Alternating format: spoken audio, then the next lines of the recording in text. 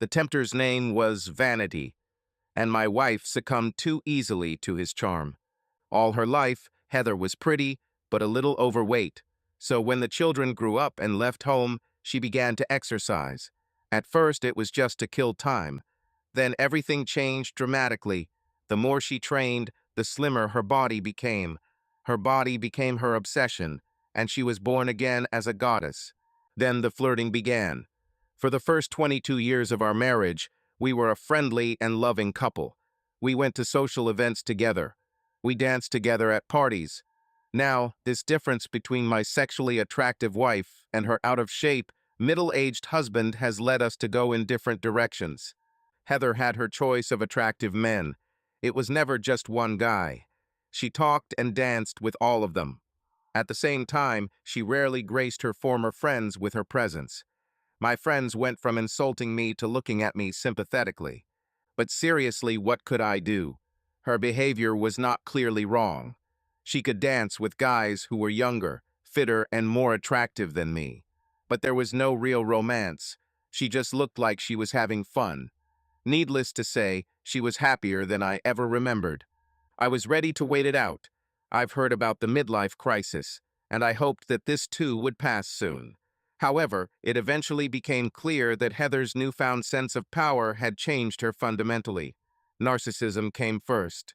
Heather couldn't stop looking at herself and playing with her body. Then came the conceit. She was a trophy now, and she knew it. She simply radiated, "I can conquer any man." Despite the serious disrespect it showed towards me, the other wives hated her. Heather didn't even bother to notice. Heather's sudden, dramatic derailment was easy to understand. One minute, she was an ordinary American housewife. Next, she became the object of desire for a crowd of alpha males. The radical shift from housewife to goddess of love could distort anyone's perception of themselves in relation to the world. However, this new reality began to influence her decision-making, and this invited the serpent to paradise. She appeared downstairs one fateful Friday morning. I enjoyed my bagel breakfast. Her hair was disheveled, and she was wearing her tattered old robe. She took a cup of coffee and sat down opposite me. I recognized the stubborn look.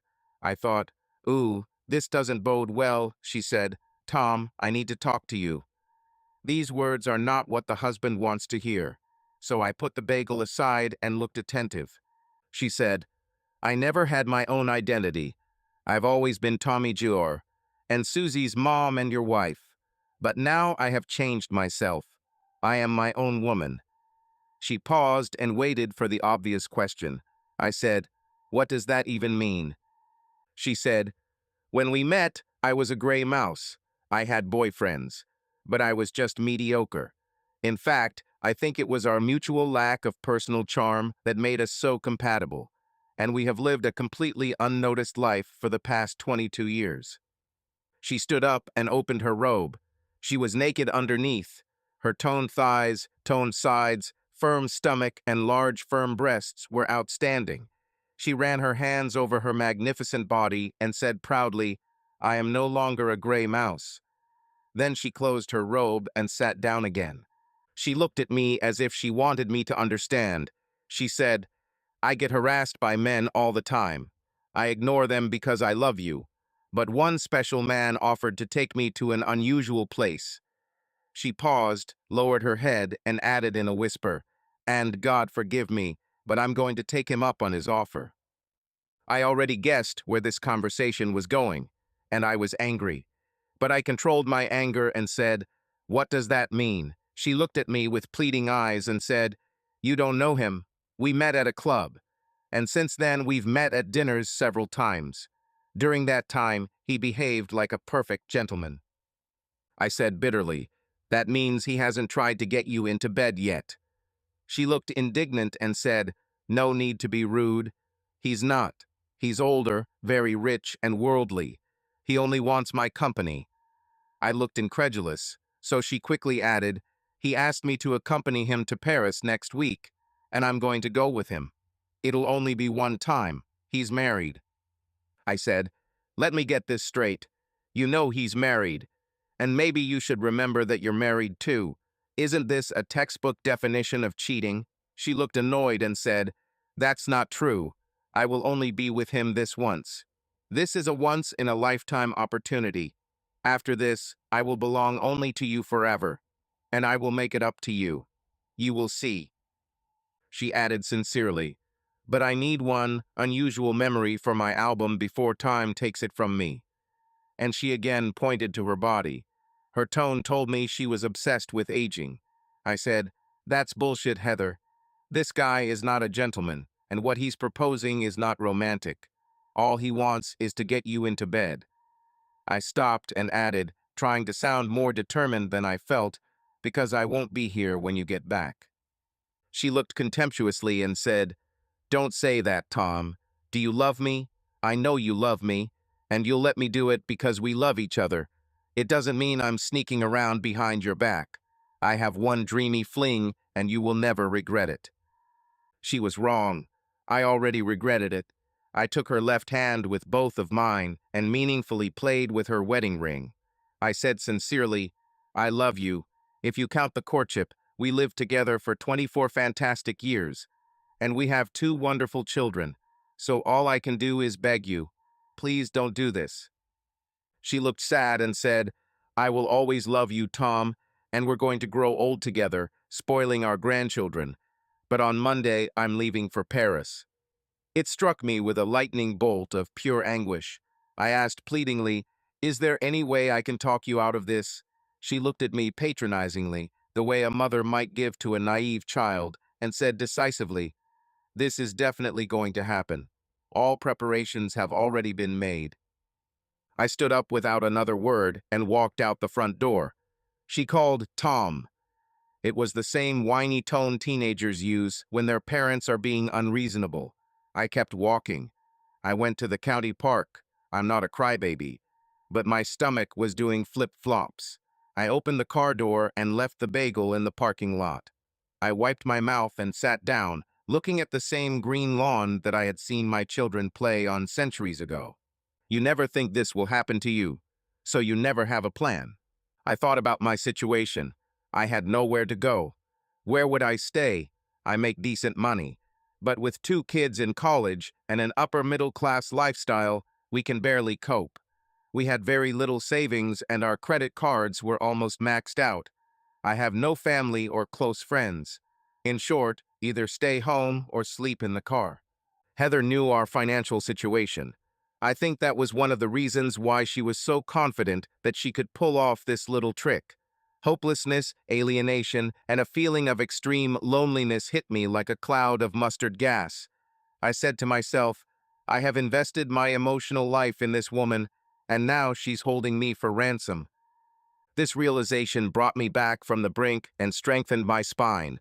I am not the kind of person who will gracefully accept the role of victim, and I am decisive in my business dealings. So if Heather could make unilateral decisions, then so could I. But first I wanted to get free legal advice. I called Jim Edgerton. He is a friend and lawyer. I said, "Jim, Tommy Meissner is here." There was a short pause. He asked, "How are you, Tom?" I laughed and said, "I was calling to see if you knew a good lawyer," he said. "Need divorce advice?" It was a statement, not a question. I said, "It looks like you expected it." Jim said, "Unfortunately, yes. Heather was seen in town with Charlie Wilkins. Do you know him?" Of course I knew him. Everyone in town knew him. He was the CEO of a major employer in the area. He was 60, a tall, distinguished man, a pillar of society, and a notoriously dirty old man. His wife was Maeve Wilkins. Her blessing has created your reputation, and her disapproval turned you into a social outcast.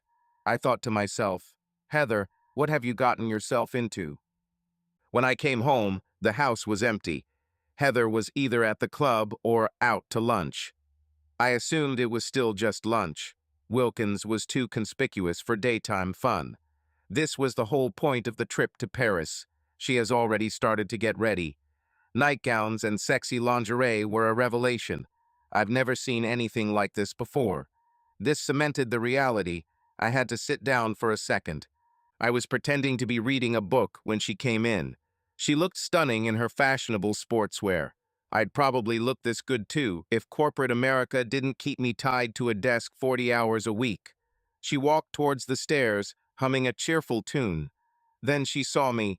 She looked delighted. She came up to me and said, "Let me take a shower and you can join me."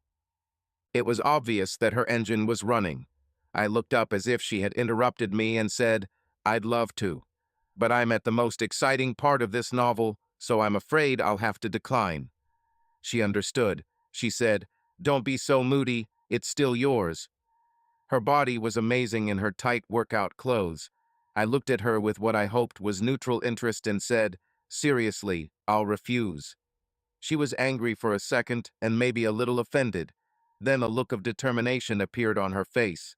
She said, "Okay, act like that. It won't change anything." And she stamped her foot up the stairs. The weekend was painful. Heather continued to pretend that the next week wasn't a big deal, and she treated me like a naughty boy trying to ruin her fun. Even worse, she acted as if her affair wouldn't change anything. I avoided this deceiver as much as I could. She literally became a different person, and this man was without a soul. She tried to give me pity sex. She even took out a few items that she had left for Dictic. It didn't have any effect on me. I justified my strange lack of feeling as the consequences of shock. The situation was unimaginable, and it will take me a while to realize the reality of this. Then I will feel pain. Pride is a deadly sin. Heather knew her body was great, but it also had an expiration date. So in her version of the fairy tale, a prince on a white horse would whisk her away for a romantic Holy Week. This was to prove once and for all that she was the most beautiful in the country. Then she could triumphantly return to her husband, feeling validated. And of course, my state of mind was not part of her narrative. Heather's narcissistic behavior may have been caused by her children leaving home. An empty nest means the end of an era for a woman, especially for such a devoted mother as she was. Perhaps she took stock of her life and felt it was her turn. Or maybe she was just crazy. Whatever the reason, the Heather I loved would never have been so selfishly cruel. Her hazy perception of reality wasn't the worst thing. She sincerely believed that I would accept her little misunderstanding, and that we will immediately move on to normal life because we love each other. In this, she was fundamentally mistaken. Plain and simple, I cannot love a woman who believes that cheating is an integral part of her personal growth. Heather tried to talk about it Sunday night. I think she just wanted to convince me of her ideas before flying off. But I've reached the limit of talking. I said, "There's no excuse for what you do." I looked at her closely and asked, "Do you realize how completely unlike you this is, and how radically life-changing this step is for both of us? You're ruining 22 years of marriage, 2 kids, and a happy home for 1 week of flirting." She looked at me as if I was being unreasonably cruel. Then she said with tenderness in her voice, "You don't really think so. Your male ego is just a little bruised, but you will get over it. When I return, I will make you the happiest man on earth. You will see. This beautiful body will be everything yours, and I will love you even more for allowing me to do this." Ugh, talk about complacency. I'm not the kind of person whose first thought is violence, but I could contact the guys who killed the wife and her lover. On the big day, I was sitting at breakfast drinking coffee. Heather came downstairs very excited. I didn't say a word. She was dressed to kill. She wore a modest skirt and 3-inch heels for the trip, but she put her magnificent breasts on display in a low-cut silk blouse with a light jacket on top. The cleavage was amazing. She came up to me. It looked like she was planning a passionate farewell. It would fit her narrative. This was the part of the story where the admiring husband rejoices that his beautiful wife is going off to sow her wild oats, and he gives her a loving kiss goodbye. I didn't even get up, so she had to settle for a kiss on the cheek. Her obvious annoyance at my game-ruining behavior was clear to see. At that moment, a beep sounded. She looked excited and exclaimed, "He's here." At least she had the decency to keep the bastard out of the house. She grabbed her suitcase and hurried out of the open front door. I went over to close it. She just arrived at the limousine. He waited there, looking handsome, tall and distinguished. She placed both hands on his chest and stood on her tiptoes to kiss him. It sounded like an affectionate greeting a woman might give to her longtime husband. Except her husband was standing in the doorway behind her. Wilkins looked up at me. Then his eyes narrowed. He's done this before many times, and this amused him. Heather turned around and waved as she got into the car. I didn't wave back. Instead, I closed the door on 22 years of marriage. This was not without significant pain. As they say today, was the first day of the rest of my life, which was complete nonsense. As far as I was concerned, the road ahead ended only in a wasteland of betrayed expectations. However, strangely, I was able to work effectively. The part of me that wasn't invested in Heather was dedicated to my work, and it was calming to immerse myself in the familiar rhythms of a normal workday. I made a conscious decision to push Heather out of my thoughts, which was successful right up until she sent me a light-hearted message saying they were on their way safely.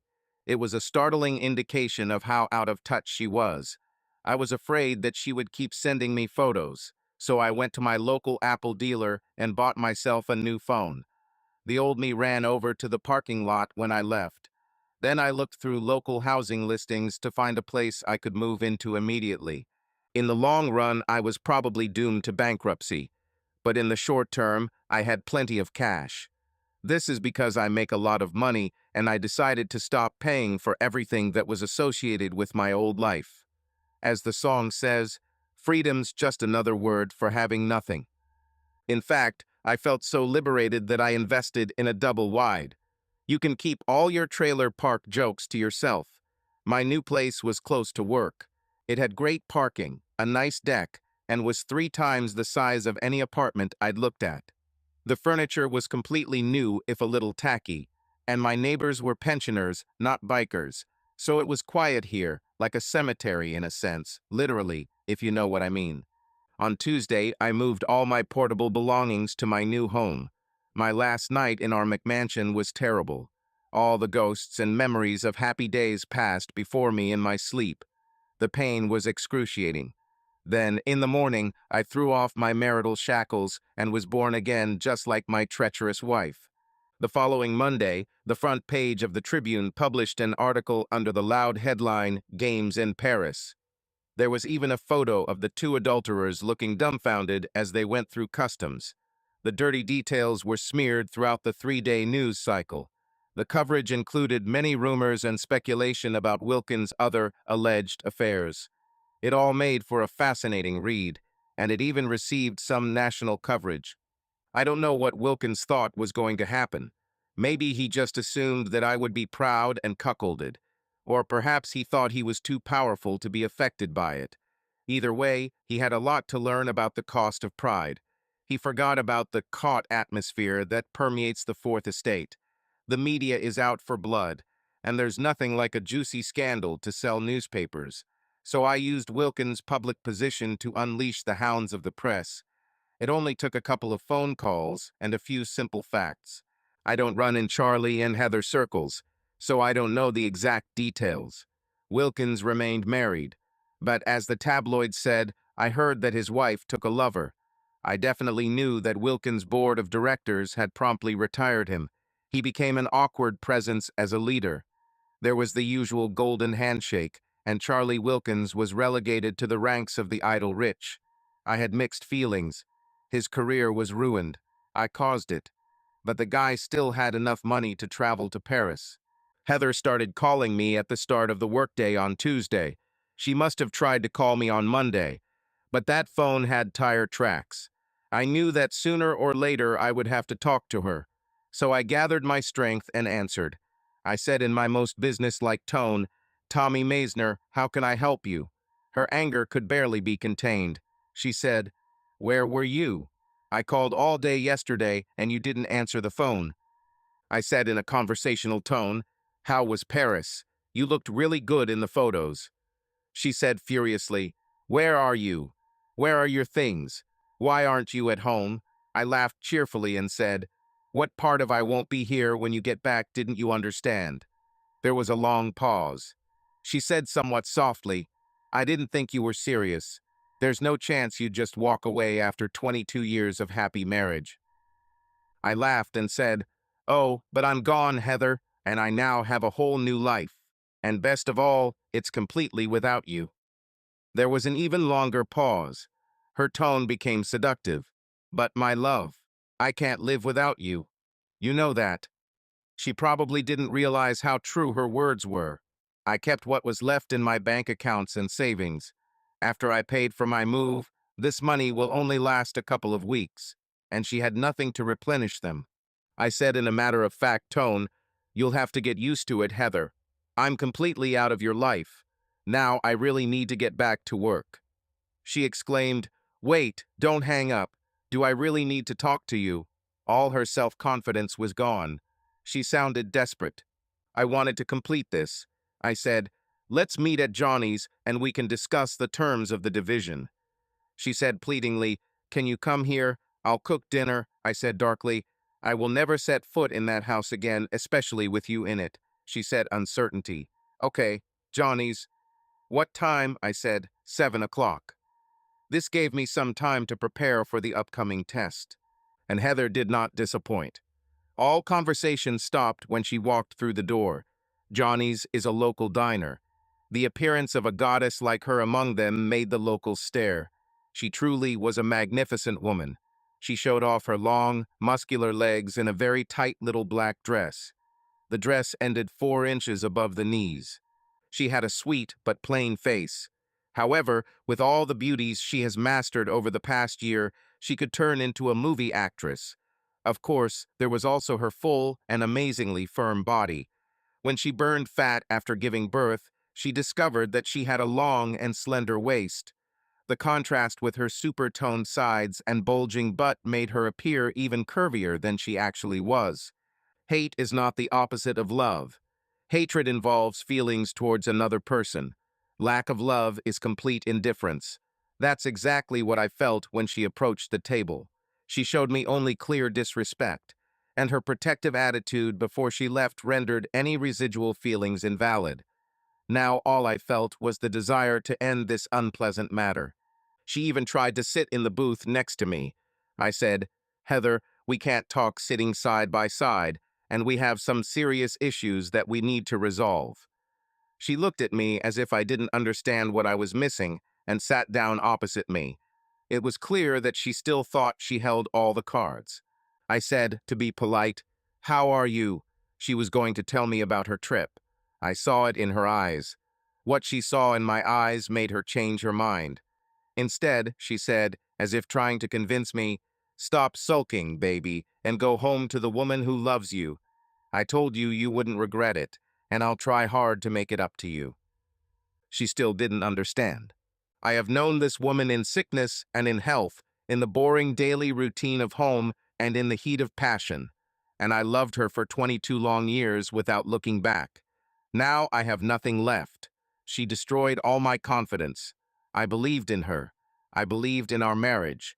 I believed that she loved me. And what did I get in return? Babu, who thought that her gorgeous body was the solution to all problems. I said, "You'll just have to accept that I'll never come back. So we need to agree on the terms of the division." She looked skeptical and said, "It's funny. We might have had a little misunderstanding, but that's all over now. I'm yours and yours alone, and I'll be yours forever." "Who is she?" I couldn't hide my bewilderment as I said, "You call a week of sex a misunderstanding. It was a carefully planned and brazen act of betrayal. The Heather I knew was loving and kind. She would never do something like that." I looked at her seriously and said in my most neutral tone, "As far as I care, the Heather I married no longer exists. You killed her. And the selfish, vain, manipulative bitch who replaced you is not the object of my love. Interests." Her face expressed shock and disbelief. It probably looked the same as mine when she told me about her Paris adventure. She seemed truly confused. I deviated from the script. We were supposed to live happily ever after. "This happens in all fairy tales." She said, "Look at me.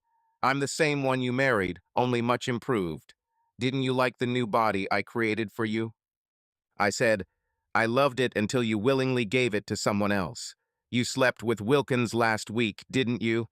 She was going to tell me that it didn't matter, that it was just sex, and that she loves me and only me. But she must have had some common sense left in her because she just looked at me with confusion and guilt. I said tiredly, "It doesn't really matter. Now you can have sex with whoever you want. I don't have any rights over you anymore. I just need to settle our accounts.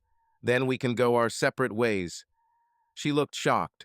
It seemed like she was just beginning to realize that I was really serious.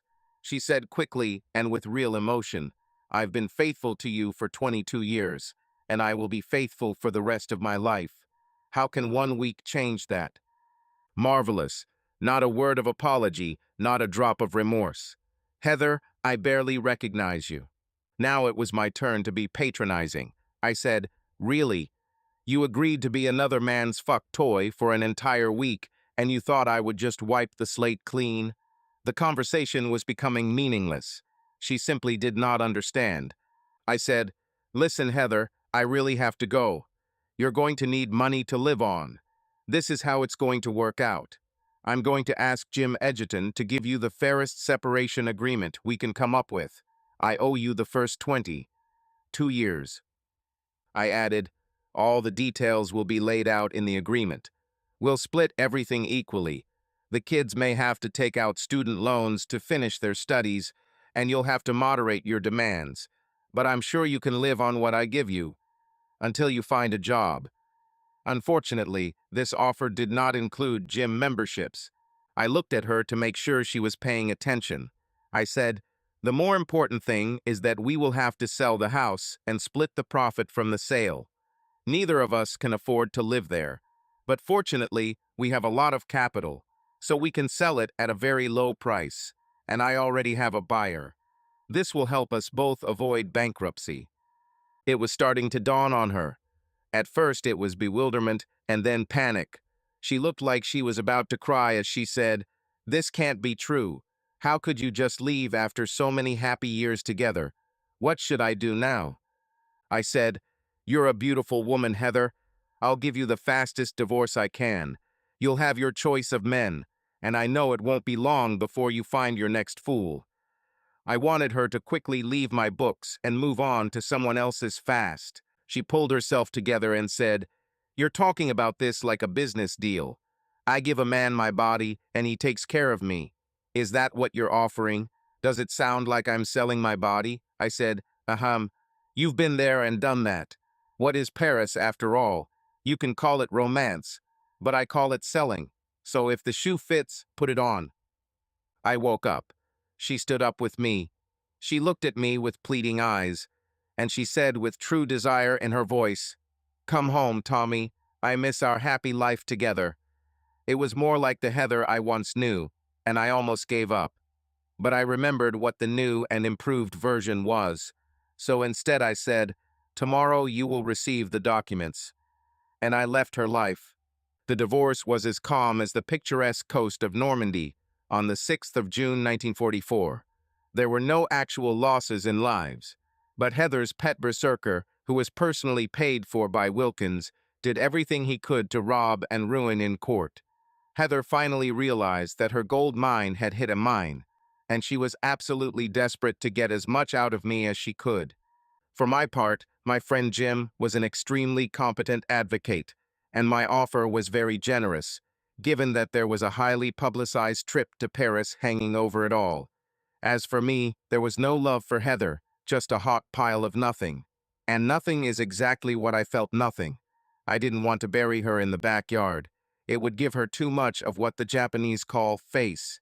Instead, I just wanted to get this bitch out of my life. I once loved her. But whoever inhabited her body now was not the object of my love interests. We were in a state that stylized itself as no guilty. But judges have their discretion, and it was quite clear that the judge who tried our case hated Wilkins, perhaps as long as I have. Maybe the respected magistrate lost to the idiot at golf, or maybe Wilkins slept with his wife. In any case, every decision of the judge was in our favor. As a result, Heather received the exact same amount of child support that I originally offered.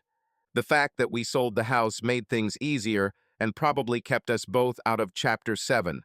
I had a dark thought that I had finally gotten something out of my 22 years with this bitch. The capital covered all our unsecured debts and left us with $30,000 in our pockets. I thought this would last Heather about 3 months at her current expenses. Then she will have to join the rest of us peasants in this boring and gray world called reality. Tommy Jr. and Susie attended Marquette. Tommy was in his last year, and Susie was in her second to last year. They were both provided for by our Educational Savings Trust. So the $30,000 I received from the sale of the house, along with some modest federal grants, guaranteed their completion of their studies. Heather got to them first and put the case in her favor. As a result, both of them were unhappy with me. However, they were good kids, and I knew they would come around eventually. We separated after the court decision, not without a little sadness on my part. I felt a natural sense of loss, thinking about what once was and what would never be again. Heather and I were once very close. Still, I wasn't about to waste another neuron trying to figure out why my life had changed so radically. The answer was obvious. Each of us is fighting a lifelong battle with fleeting time. I am human. I'm getting older, and I understand the inevitable feeling that life is passing me by. Heather felt insecure about aging. She drove her better angels to extinction, and the inevitable result was our mutual destruction. I also knew Heather, and I'm sure she would have stayed on this side of the border if Wilkins hadn't gone to great lengths to lure her across it. Any former gray mouse would have a hard time saying no when being courted so actively by a man like him, especially when she compares the rich, tanned, and graceful to the middle-aged, pale, and scruffy. So, in my opinion, Charlie Wilkins has a lot to pay for. All of Heather's other excuses were just that, an excuse to scratch an itch. Heather has turned herself into a true object of lust. She would be an obvious target for any man who lacks moral principles, personal integrity, and a sense of honor. The fact that she gave in so easily told me everything I needed to know about her and the state of our marriage, so I left without any remorse. But loneliness was still an insidious condition. Heather got married as soon as the divorce was finalized. This was what I expected. She really had no other way to support herself. There was a 23-year difference between them. She was 2 years younger than me, 42. Her new husband, old Bud, was 65, but cut from the same mold as Charlie Wilkins. Perhaps Heather had daddy issues. Her new husband was a figure in the local political scene, currently held our district's congressional seat. He was also a friend of Wilkins. I learned from local gossip that old Bud had a reputation for classic political corruption. Heather probably didn't care. She had her own sugar daddy and was often in the news standing next to him looking like a trophy wife. I almost threw up. It was not because I had any residual feelings for the boat. It was just such an extreme example of the destructive influence of selfishness. My only consolation was the forced smile and look of absolute despair in her eyes during television interviews. It was the beaten look of a bullied pet. It was nice to think that there might be trouble in paradise. She had made her own bed, and it was satisfying to think that she would be forced to spend the rest of her life lying in it. Perhaps Wilkins and his buddy traded it, as old Charlie certainly didn't get it at home anymore. Or perhaps her new husband used her favors as political capital. She may even have had some genuine regrets. Thinking about it was the gift that kept on giving. Heather's marriage freed me from the obligations imposed by the court, and I never lacked a social life. Any 44-year-old husband chin who still looks decent, not married, is outnumbered by women in his age group by a ratio of 3 to 1. That's because all the men of the right age are busy sleeping with 20-year-old beauties. So I had my choice of beautiful, elegant, and might I add, sexually experienced older ladies.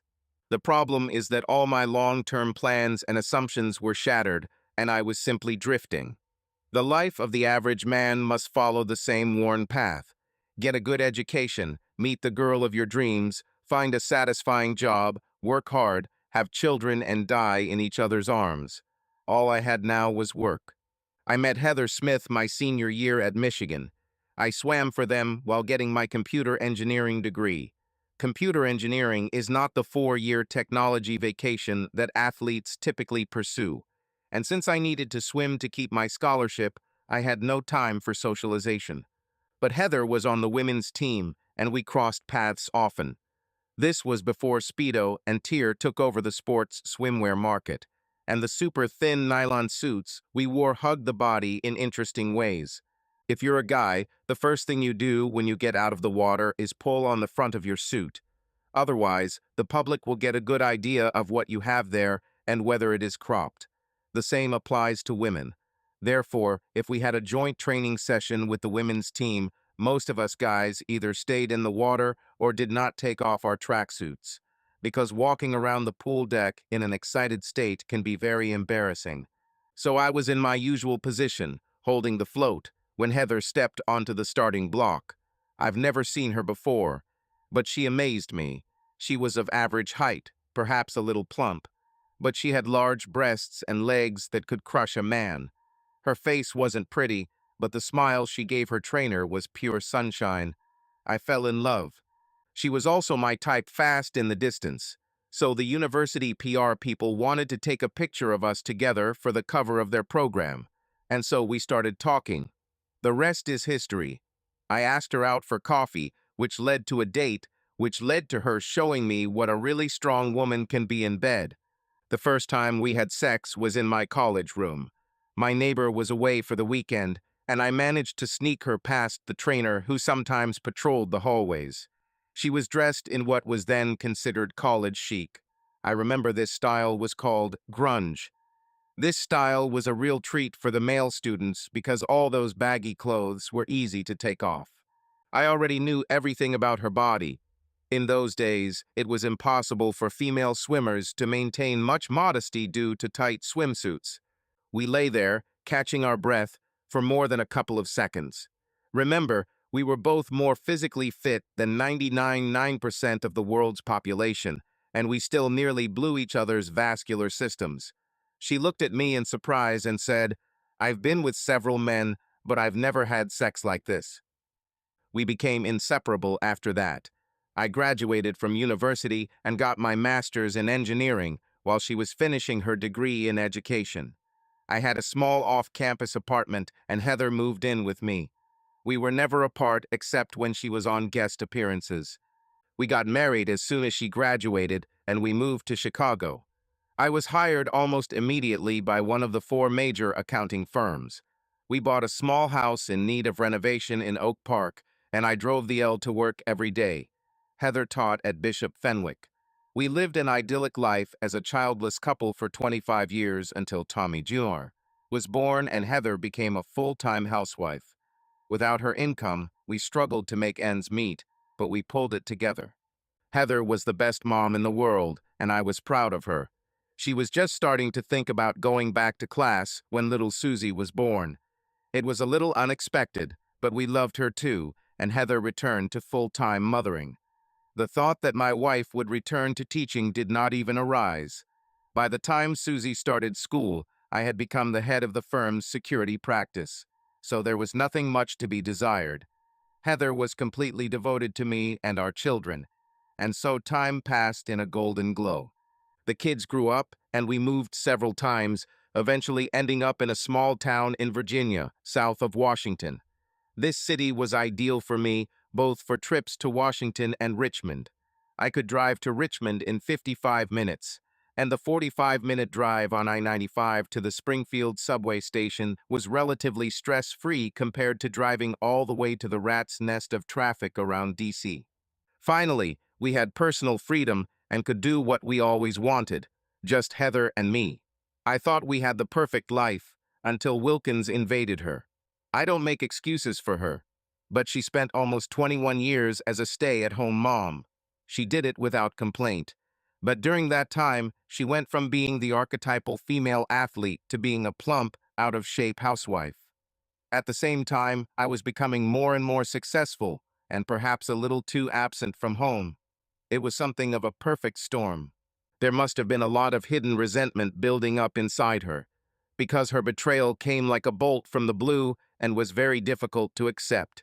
Whatever the reason, my life story ended long before the dying in each other's arms part. It was a fact. Unfortunately, it also left me with an empty feeling that I had wasted my presence on this earth. I knew this was a weak and childish thought. But given my situation, I couldn't get rid of this thought. I was almost 46 years old. I had a great job. I was a junior partner at the firm and led the cybersecurity practice in Richmond. I also had a lot of free money thanks to Heather leaving my life. Moreover, I had to spend time in bars to have sex. Women themselves were drawn to me without any obligations. As I said, men's passion for the hard bodies of 20-year-old beauties is the main reason for extreme horniness among middle-aged women.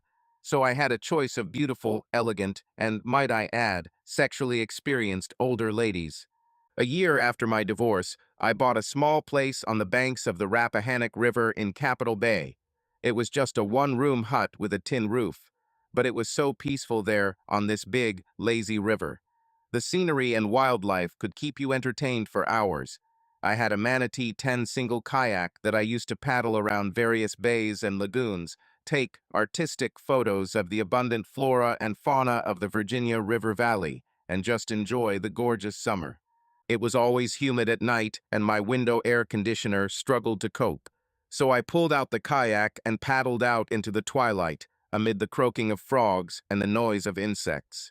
I floated along, letting the current carry me south toward Tappahannock and the Downing Bridge.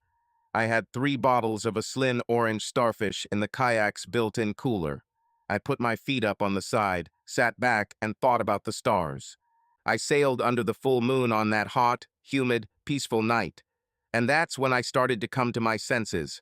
For a change, I was drifting physically rather than emotionally. Maybe that's what caused it. But the answer suddenly appeared fully formed in my head. Move or die. This might sound completely melodramatic, but I wanted to regain my self-respect.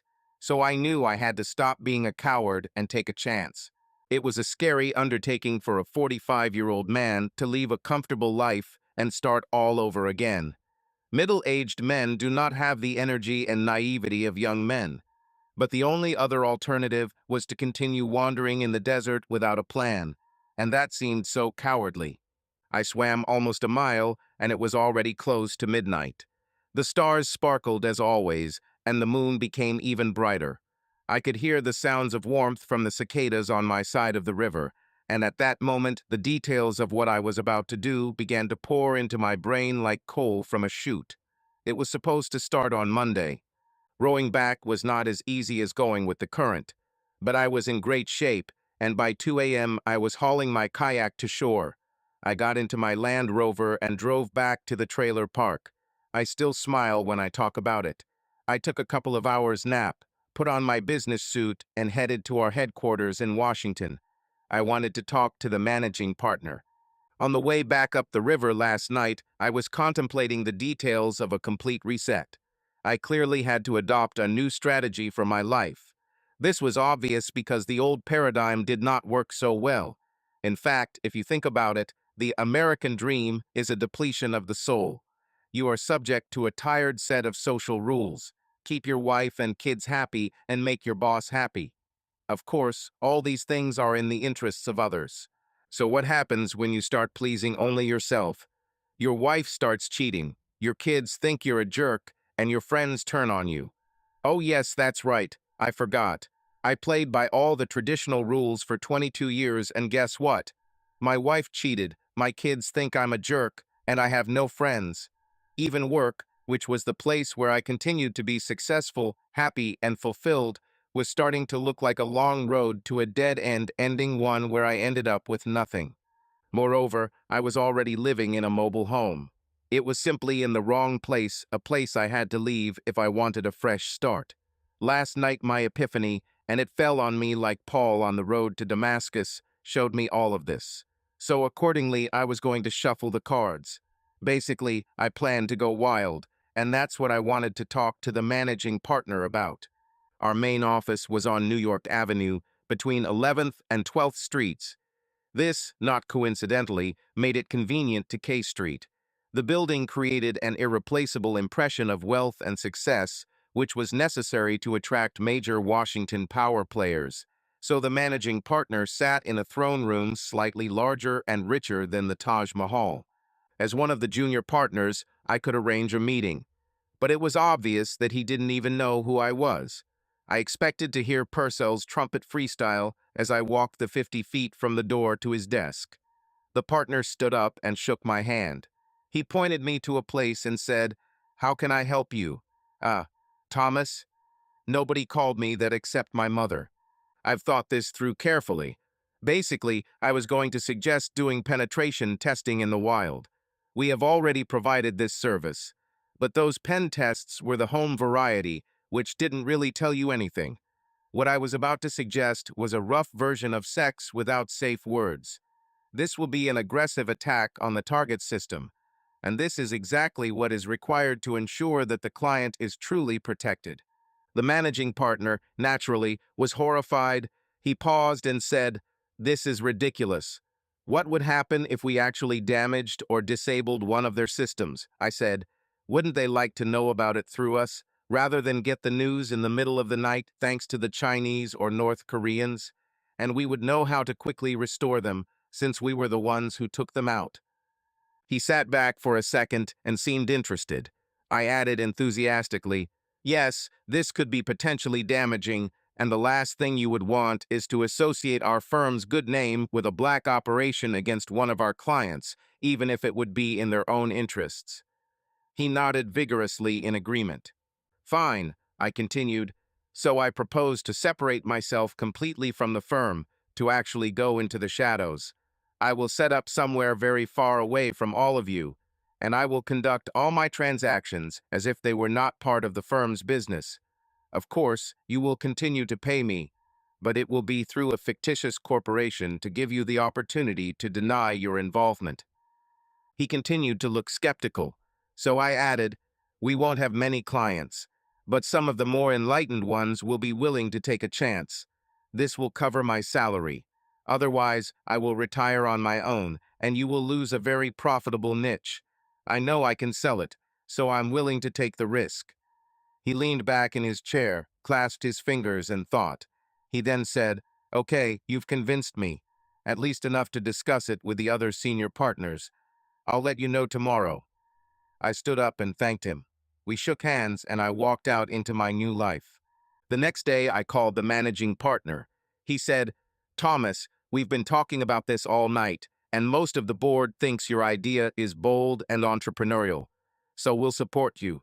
We need details of what you're planning. Send them to Art Reynolds ASAP and keep me posted. I'm interested, and good luck." Art was the personal business partner of the managing partner. If he was given this task, it means they were more interested in my idea than they let on. Since the divorce was finalized, I have accumulated a decent amount of cash reserves. The trailer didn't cost much, but it was fully paid off, so I sold it for a little more. I bought my river cabin with cash.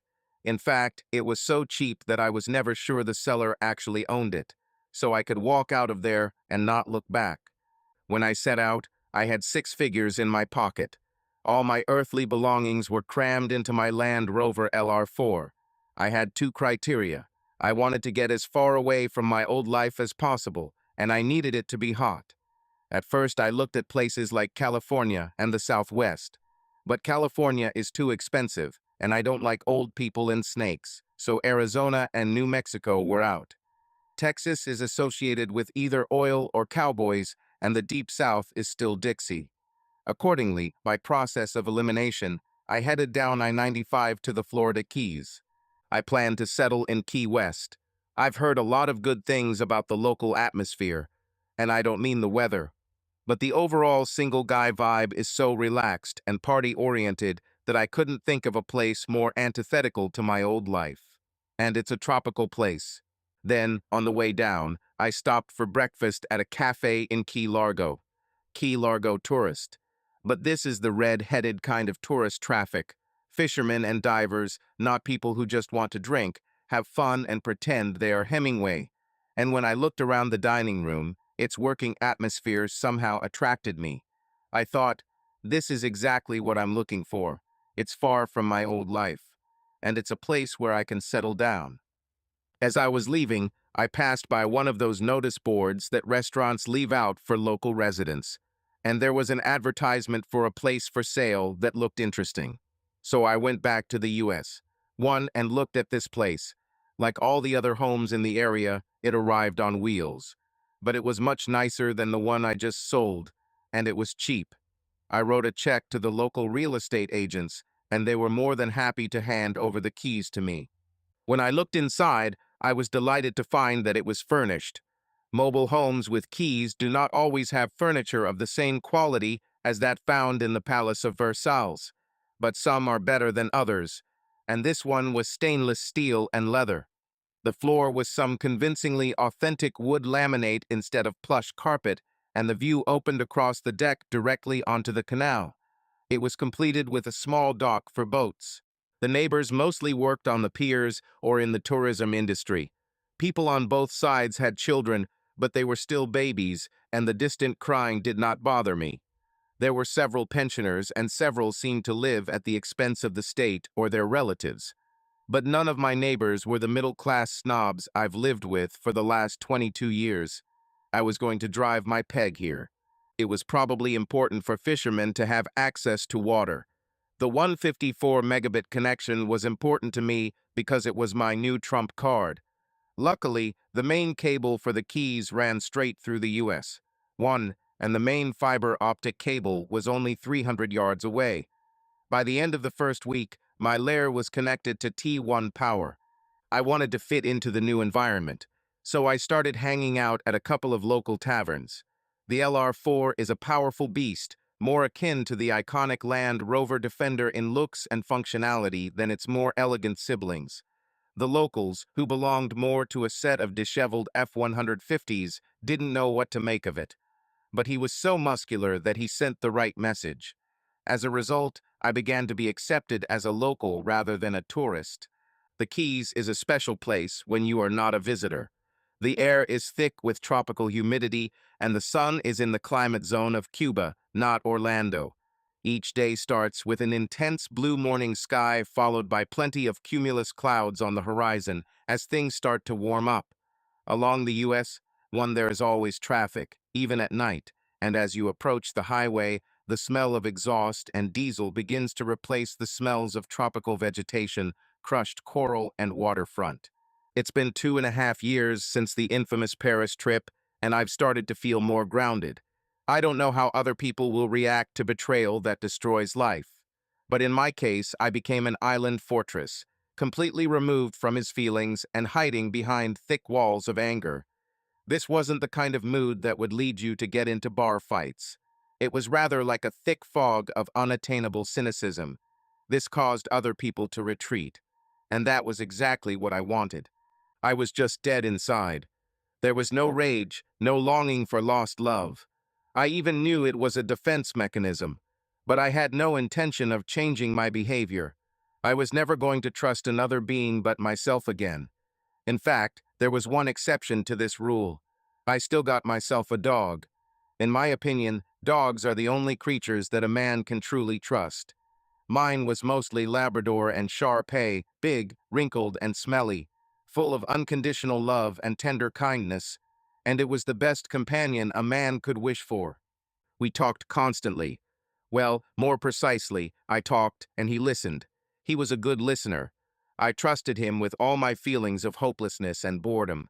He tilted his head from side to side and stuck out his scratched ears as if to say, "I understand, boss. I was treated poorly too." This dog contributed more to my healing process than a whole group of psychologists and charged much less for its services, just a few full bowls of dog food a day. I really started to feel better. My business idea turned into a much bigger deal than I ever imagined, and it was a significant boost to my battered confidence. The firm has attracted a number of clients. This was all done strictly through the mouth, as they had to maintain a Chinese wall between me and their legitimate lines of business. But we both earned money with a shovel. All of my clients wanted a full basement experience. Most of them were military. These guys had the most to lose if they could be hacked. But there were also a few commercial organizations that really wanted to be protected.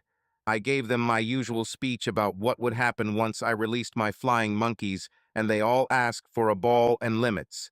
My services may have been a little harsh and a lot of risk, but it was the only way a CEO could sleep soundly in the information age. I was crawling around the dark web, which is one very dark and dystopian place, looking for people who could carry out a real destruction hack. It wasn't easy because the real masters are an anonymous, faceless group, and most of these people would give the Antichrist a bad name. In fact, they all seemed to be one white Persian cat shorter than the James Bond villain. But they were also complete anarchists, with no specific political agenda, so they were relatively easy to recruit once you found them, if enough money was involved. I paid them in bitcoins. No one in their right mind would deal with these guys on anything other than an anonymous basis. They all had overinflated egos and a complete lack of conscience. If that describes a sociopath, so be it. I was playing at the very top of the mountain, and it required the best of the best. People are sent to prison for actually sabotaging government systems, which is what I did. And I was off the books of my employer. So my goal was to keep each of my minions in iron compartments. This separation ensured that none of them saw a big enough picture to cause any socially harmful damage. Seriously, anyone who trusts a sociopath to do the right thing is either an idiot or just as crazy as they are. My business went smoothly for a year and a half, and I made a lot of money, millions, as it turned out. I had to keep an eye on each project to make sure none of my minions went overboard. But in the end, it was just a job. It wasn't personal, except for one notable case. I'm not a vindictive person. Sorry, did I just say that? What I meant is that I am a horribly vindictive person.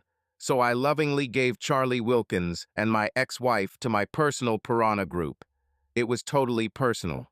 The thought of this old man retiring with a golden parachute just ate me from the inside out. Therefore, I handed it over to one of the Chinese hacker groups. At my direction, they emptied Wilkins' accounts and anonymously donated the loot to charity in Chechnya. No, really don't thank me, and good luck getting this back. They also exposed my ex-wife's new husband as the corrupt, cheating bastard that he was. It became a viral sensation within the internet's 15-second attention span. The bastard's resignation was inevitable. Their financial ruin came as a surprise to both of them. If you want to protect your assets in the information age, you need to keep them under your mattress, not online. I rubbed my hands together with joy, thinking, poor Heather, the men she chooses just can't stay out of trouble. I wonder if she ever knitted the specs. Then, one hot and humid night, everything changed. Buster and I were sitting outdoors in my favorite spot. He looked into the distance, as he often does when he feels content, and I looked into the distance, as I often do when I try to justify my existence. I completely adapted to local conditions, which was a clear indication of how much I have changed. During my marriage, I kept Orvis afloat by dressing like adult clothes, dressing like a real preppy. I had a closet full of vineyard clothes and never wore the same outfit twice. Now I lived in just a pair of dirty old boat shorts, underwear optional. On top, I was wearing a bright Aloha shirt and a faded Under Armour fishing cap, stained with sweat. It was my only wardrobe, and it was all you really need in a climate like the Keys. When I wanted a new shirt, I just bought another cheap one from the tourist shops and threw away the old one. It's better than going to the laundromat. As I sat, a thin figure wearing cut-off denim shorts and a hoodie approached me. His sudden appearance startled me. He said, "Hey, mister," in a voice that was exceptionally high-pitched for a teenager. Perhaps he was younger than I am. He was a small guy, about 5 feet and about 100 pounds. I assumed it was just one of the local teenagers hustling me for some change. Then the child pulled the sweatshirt back, and I saw that the he was a she. I think you would call her a hippie if such people still existed. Her hair was thick, brown, cut short, and she wore no makeup at all. She didn't need it because her face was almost blindingly perfect, and her eyelashes were so long and thick that they seemed artificial. But it was her eyes that made her irresistible. They were an incredible shade of jade green, too big for her face, almost like an anime character's. Her nose was exquisite, and her mouth was a sarcastic rosebud. Otherwise, she was built like a girl. I asked, "Does your mom know you're harassing people here?" She chuckled and said, "I haven't lived with my mother for 10 years. I left home when I was 18, and I'm never going back." I laughed and said, "Really? Seriously? You're not a day older than 14, so stop messing with me or I'll flip you over my knee." She laughed mockingly and said, "Oh, I'm so sorry. Aren't you the same Thomas Miller Meissner who used to live at 1539 Greenbrier Lane, whose children Thomas Jr. and Susan are both Pell Grant recipients at Marquette University, and whose ex-wife Heather Whittaker is now in bankruptcy court?" I looked into her eyes. They were no longer soft green jade. They were as hard as emeralds. A chill ran through me. I tried to sound casual when I said, "How did you find me?" She may have looked 14, but she was one of my henchmen, and she could make anyone's life hell. She turned back into a teenager and said cheerfully, "I'm the one who hacked your ex-wife and her two friends. It didn't take a genius to connect all the dots." Crap. The only time I became stupid was when I had to face someone like her. I said irritably, "But I gave this project to the Red Dragon Revolution," she said with amusement. "Yes." I stuttered. "Are you the Red Dragon Revolution?" "But I thought they were Chinese," she said amiably. "That's a good cover, isn't it?" I sat looking at her with my jaw hanging open. She calmly smiled back at me. She could only be 5 feet 1 inch tall. "But this woman could do you more harm than several heads of angry Hell's Angels." I said anxiously, "But the Red Dragon Revolution has done a lot of big things in the past 10 years. She said indifferently, "Thank you." I said with growing concern, "Aren't they one of the groups that the Mafia and the Bratva use?" She smiled benevolently and said, "Sometimes." "Fabulous, and she is also connected," I said, completely dumbfounded. "But the Red Dragon Revolution controls the largest zombie network on the internet." She smiled evasively and said, "I don't know, the biggest one, but it serves my purposes." I said, overcome with emotion, "And weren't they the ones who wrote the IP4 worm that crashed the internet for several hours?" She smiled modestly and said, "Only in industrialized countries." Ugh, I should have asked the obvious question. "So what are you doing here?" She said, "I have come to warn you. I went through your life with a comb, and you seem like a decent guy for a pseudo. I am especially sorry for what happened to you.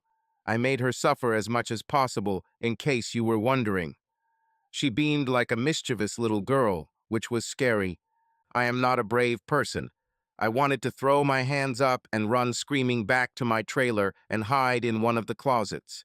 But based on what this deadly little girl had just told me, I knew I had to keep talking to her. I said, "You wanted to warn me about what?" I didn't think I was going to like what she was about to say.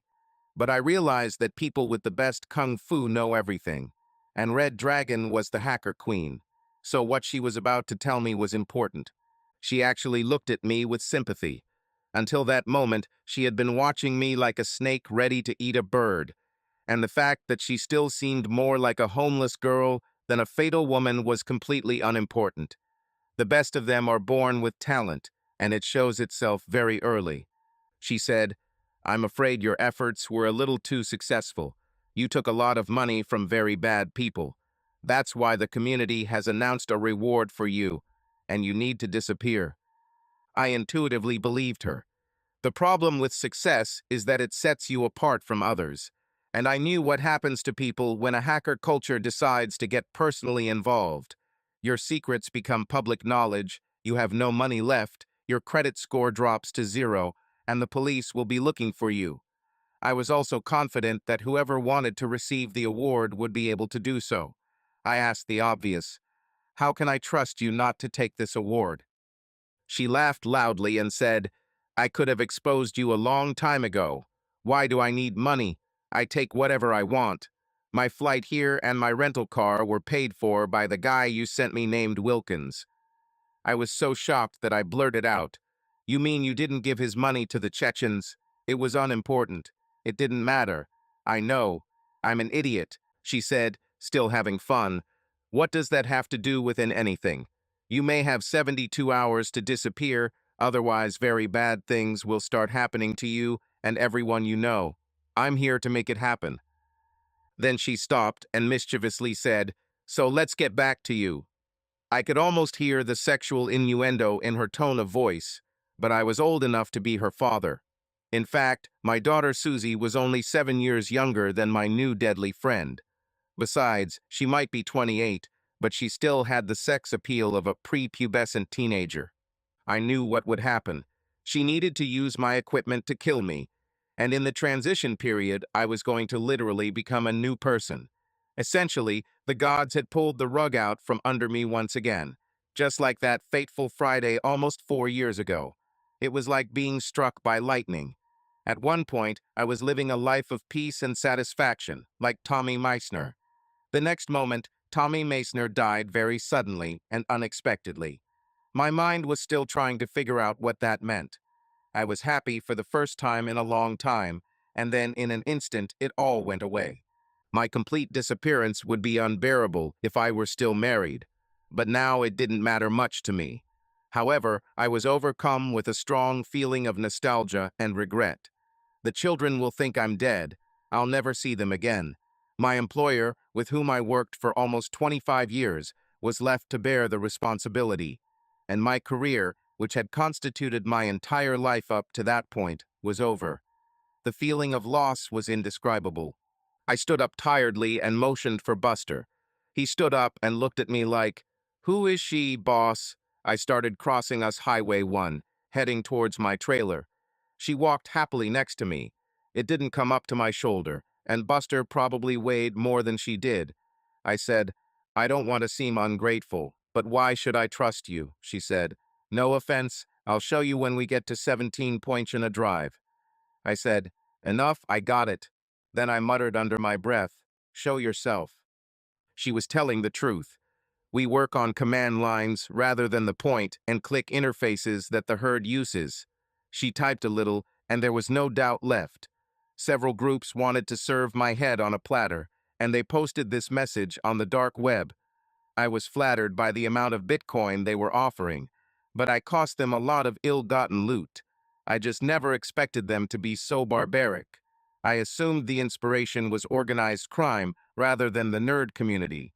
My identity was still anonymous, but my little friend assured me that someone would crack it in a couple of days. She said with admiration, "For an amateur, you are very good, but not good enough to remain hidden from someone like me. So, do you want me to do it or not?" It was as if she was asking which ice cream I would choose, chocolate or vanilla. I held a gun to my own head. I knew I had to do it, but I just couldn't pull the trigger. Tommy Meissner is no more, but I still have questions. I said, "I have saved a lot of money. Will they come with me?" She laughed joyfully and said, "Of course, but you won't need money while I'm with you." I said in bewilderment, "Will you come with me?" She said, "You need to be looked after for a while. Once you get back on your feet, we'll see where we go next. I don't have a dad or a mom, so maybe you can be my dad." This was said with a sly smile. Well, I didn't have kids either now, although my life insurance would have set Tommy and Susie up for a long time, and I could keep an eye on them from the internet. I will never get to hold my grandchildren, but at least I would know about their lives. Ironically, I could follow them on Facebook. It was very sad and unfair, but I knew from the beginning that I was fishing in deep water. I said, "How long will it take?" She looked at me like I was an idiot. She said, "Please, I've been installing tailgates for decades. We can leave tomorrow.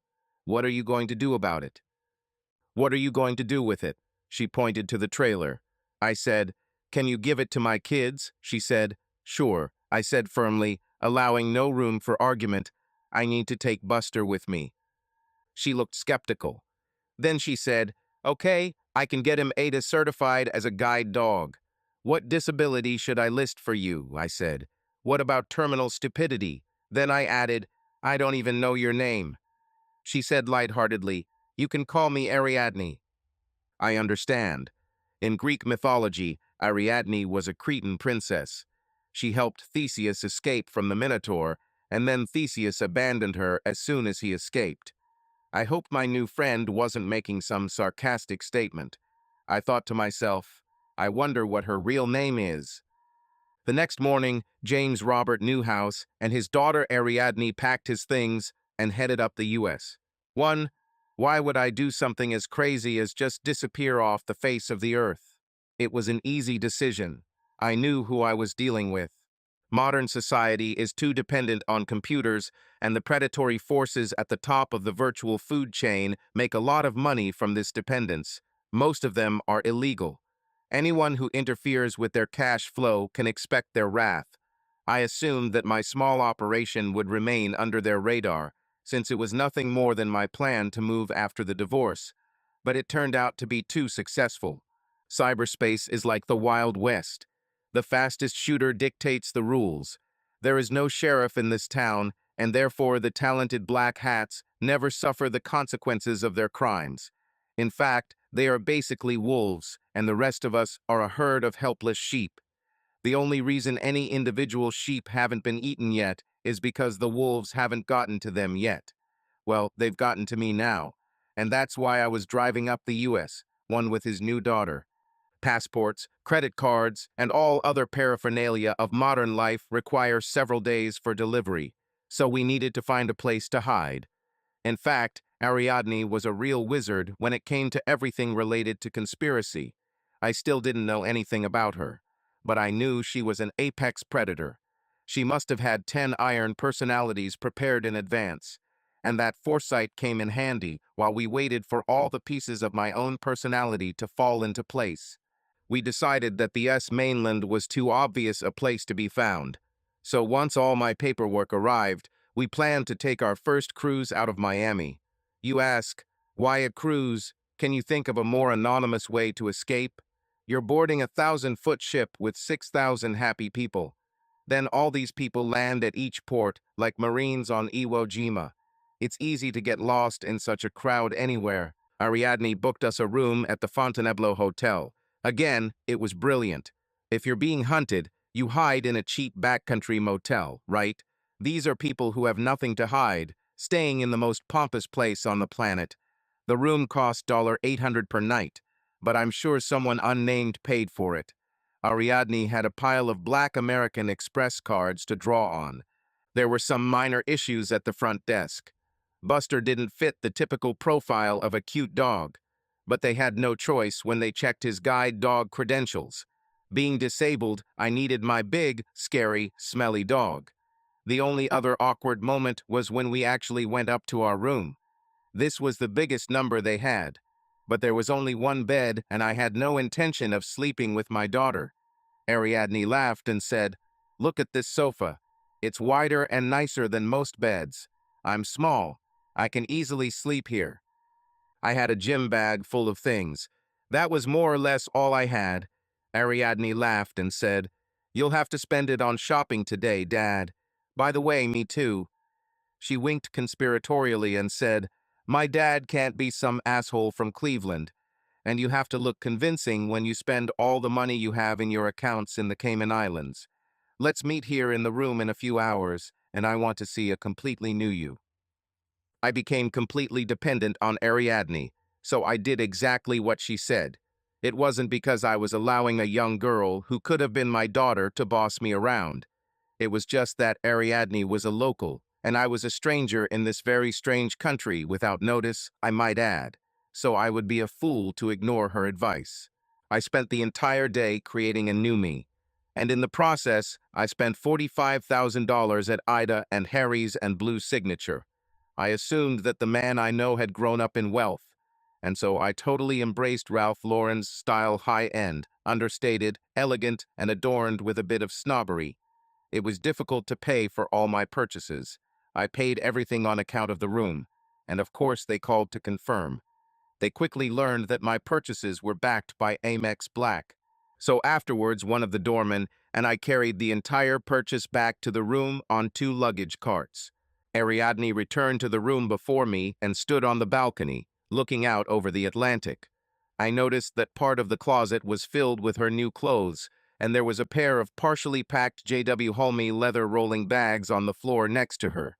Since they matched the two I had just bought, I realized we had spent $8,000 on luggage alone. Who said crime doesn't pay? She surprised me when she returned from the balcony. When I left her, she was a homeless girl in a black sweatshirt. This young woman was a complete stranger. Her thick brown hair was still short and functional, but now they were styled in a sort of cone-back style that highlighted her perfectly proportioned and perfectly coiffed features and her extraordinary jade green eyes. She also put on makeup. She clearly knew what it was. She now looked like a strikingly beautiful and extremely wealthy Wellesley graduate. More interestingly, she very clearly was not built like a 14-year-old girl. She was tiny, and that made her look like a waif. But according to Harry, already knew from the cutoff shorts that she had long, well-shaped legs. Now, in a modest sundress, it was clear that she had toned, rounded hips and small, but full and beautiful breasts. She smiled and twirled a little. She said seductively, "Do you like it?" I said in surprise. "My God, Ariadne, you are wonderful." She blushed and said, "You don't have to persuade me. I'll still take care of you." The meaning of this statement remained ambiguous. I blurted out with deep sincerity, "No, I'm really serious. You are beautiful." And there was no question about it. By any standards, she was an absolutely spectacular little female doll. Her eyes seemed to soften the way girls do when their emotions flare, and she walked on her tiptoes in 4-inch heels that made her long, muscular legs bend in a way that a father shouldn't think about. She kissed me tenderly on the cheek. He looked at me mischievously and said, "Thank you, Daddy." God, where did she get this perfume from? We ate dim sum and Cantonese lobster in Hakkasan. She was such an impeccably gorgeous little gem of a woman that she turned heads as we sat. Half the room thought she was my mistress. They were very disapproving. The other half looked at me benevolently. How sweet, he's inviting his hot little daughter over for dinner. I said, maybe you should order for us, being Chinese and all. She grinned and said, when I work, I'm just the red dragon. All my ancestors are Scotch-Irish. That explained the dark brown hair and contrasting green eyes. In fact, she acted as if we had a loving family relationship. She did such possessive feminine things as straightening my tie and collecting things from my lapels. But it was not lost on me that she was perhaps the most dangerous creature in the entire Miami area, including all the local coral snakes and alligators. It was like being lovingly coddled by one of those 20-foot Everglades pythons. I didn't know whether to be happy or horrified. After dinner, we drank some truly excellent plum wine. I said, "Where do we go next?" "Commandant Mon," she said. "Today is Tuesday. All your documents will appear here in the next couple of days. I booked us on the first flight on Friday morning. It's on one of those celebrity super ships, so we're going to mingle with the crowd. 4 days from Puerto Rico to the Eastern Caribbean, ending on the island of St. Lucia. I want to get off there. I've been to St. Lucia, and it's very good." I asked, "And you?" She looked embarrassed and said, "I'll go with you. Why do you ask?" "Okay, all in," I said. "I really want you to come with me. I know this is crazy considering we both lived single lives on the outskirts, and the only thing I know about you is that you are the Red Dragon. But I said, I have a strange feeling that I can trust you. I trust that you are a decent person and that you have my best interests at heart." I didn't add, "even though you're a famous cyber bandito." I continued, "The longer we are together, the stronger this feeling becomes, and it's confusing where it's taking me. I'm starting to see you as a woman, and given the disaster that happened, the last time I got intimate with a woman, I don't want to repeat." She looked at me with such closeness that I had never experienced from any other person in my life, especially from such a young man. Chronologically, she was only 28 years old. But then again, the Red Dragon was centuries ago. She took my hand, looking deeply into my eyes, and said, "For now, think of me as your guardian angel. We'll still have to keep a lot of distance between Tommy Meissner and Jim Newhouse. We can talk after we're done with this." She sat back in her chair with a smile on her face and said, "I will be your loving daughter all this time, and I will keep you safe. You haven't heard my story yet, and you might change your mind about me after I say this, then we can decide what happens next." She looked into my eyes with intensity. "I'm never going to leave you unless you won't send me away yourself." Her eyes were sparkling with tears, and she looked absolutely gorgeous. Things were a little awkward when we first returned to the room. We both realized that the father-daughter relationship was just a cover. I, in particular, was also uncomfortably aware that I was about to sleep with a stunning little beauty, a situation that under normal circumstances might have led me to do something inappropriate. And the last thing I wanted was to get involved in any kind of complicated relationship with a woman, especially someone as deadly as Ariadne. But nevertheless, there remained an undertone of physical attraction. It would be super weird if we were actually related by blood. She disappeared into the bathroom. I heard the sounds of brushing teeth, and she came out, dressed in a relatively modest yellow pajama suit made of some silky material. She had worked the previous night killing me, and then resurrecting me in the official records as Jim Newhouse, so I had never seen her in night clothes. She said shyly, "I usually sleep naked, but that wouldn't work here." She wasn't trying to be sexy at all. God, this was the last thing we both wanted, but I still had to admit that her tight little body had world-class status. Petite women have the advantage of not needing particularly large assets to look incredibly sexy. Ariadne had a true hourglass shape, with two perfect little buns and a full set of shaped breasts, all this on a rock-solid body, but she still probably weighed about 100 pounds. I made a heroic effort to not stare, but it was impossible not to notice the two small dots protruding from those delicious breasts. I said with a gulp, "See you in a minute," and he went to the bathroom. I went out in a pair of burgundy silk and silk pajamas straight out of I Love Lucy. The girl from Ida and Harry assured me that these are the best fashionable clothes for sleep for men. I wasn't sure about this since I usually sleep in boxers. Meanwhile, Ariadne made the bed in the other room and climbed inside. The outline of her hips and round ass in the tight silk made me say something awkward, so I quickly jumped under the covers and turned off the light. I said, "Good night." She said, "Good night." Her voice was tense. I thought to myself, God, give me strength. My ID showed up on Thursday afternoon. It was an absolutely stunning illustration of modern identity theft. We'd been hanging out like father and daughter for the past 2 days, and the role had begun to fall comfortably on both of us. She teased me a lot, and I looked loving to her. And there was no repeat of the intense attacks of sexual desire that we both felt that first night. The flight to Luis Muñoz Marin Airport in Puerto Rico took 2.5 hours. The 10-mile taxi ride through San Juan traffic to the cruise port felt almost as long as the flight. Ariadne sat and serenely looked out the carriage window.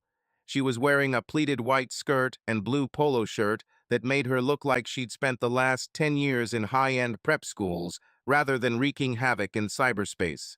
Buster squeezed between us, panting from the heat and drooling all over my new khakis. He proudly wore his service dog vest, like a new Marine in his blue dress uniform. This made up for the trip to Puerto Rico in the luggage compartment. He told me in no uncertain terms that he never wanted to go through this experience again. Ariadne was an amazing little chameleon, which probably explained her success as a criminal. She could take on the persona of anyone she wanted, and as our best cover, we chose a single millionaire father with a sophisticated adult daughter. I did have a couple million hidden in numbered accounts. The 1.5 years I spent in the penetration testing business turned out to be very profitable. But I had a feeling that Ariadne could beat my account balance tenfold. Of course, we didn't spend any money. Ariadne booked us a penthouse suite on the supership Celebrity. Thank goodness this particular suite had 2 single beds. Of course, it was a hack that allowed us to obtain the suite. But no one on the ship was the wiser when Ariadne overflowed the buffer in the reservation system. Cruise ships are small towns that are filled with brand new strangers every week. Essentially, when landing, it feels like everyone is moving into town on the same day. The first evening we ate and attended one of the onboard shows. Sleeping was easy because we each had our own bed. and we fell deeper and deeper into a father-daughter routine. The Buster was a bit of a problem because there was limited space for trash, but the couple of hundred who slipped into our room gave the butler access to the ornamental lawn on the upper deck. It was this feature that made us choose this ship in the first place, and Buster was very grateful. The cruise itself was pretty boring. This was because none of us wanted to risk using the ship's ultra-secure onboard internet connection. Ariadne lived in virtual space. That's why she became especially nervous. Neither of us liked to party, but I finally decided to take her to a nightclub on the ship just to blow off some steam. I wore a tuxedo. She wore a small turquoise wrap cocktail dress that hugged her exquisite body. This sight stirred the hearts of every man present. In fact, I realized that I was sitting with a woman who was probably one of the most beautiful women on the ship. Accordingly, Ariadne began to dance a lot. She rejected the first couple. But the third guy was very handsome and seemed to be an all-around decent guy. Ariadne turned to me questioningly. I said, "Of course, sweetie." She stood up, walked out onto the floor, and began performing what seemed to me like a pagan mating ritual. It was a perfect illustration of the difference in our ages. I knew that what she was doing was normal for her peers. I've seen other 20-year-olds dance the same way. The music seemed to flow into them and then flow out again. This resulted in movements that would have been considered obscene in my time, but Ariadne's generation seemed to consider it simply a normal expression of their full sexuality. Oh my God. The last thing I wanted to think about was Ariadne's sexuality. I slept with her every night, but watching her dance actually helped me distance myself a little. I realized that we truly belong to different generations. Of course, I'm also some evil god personally using me as a punching bag.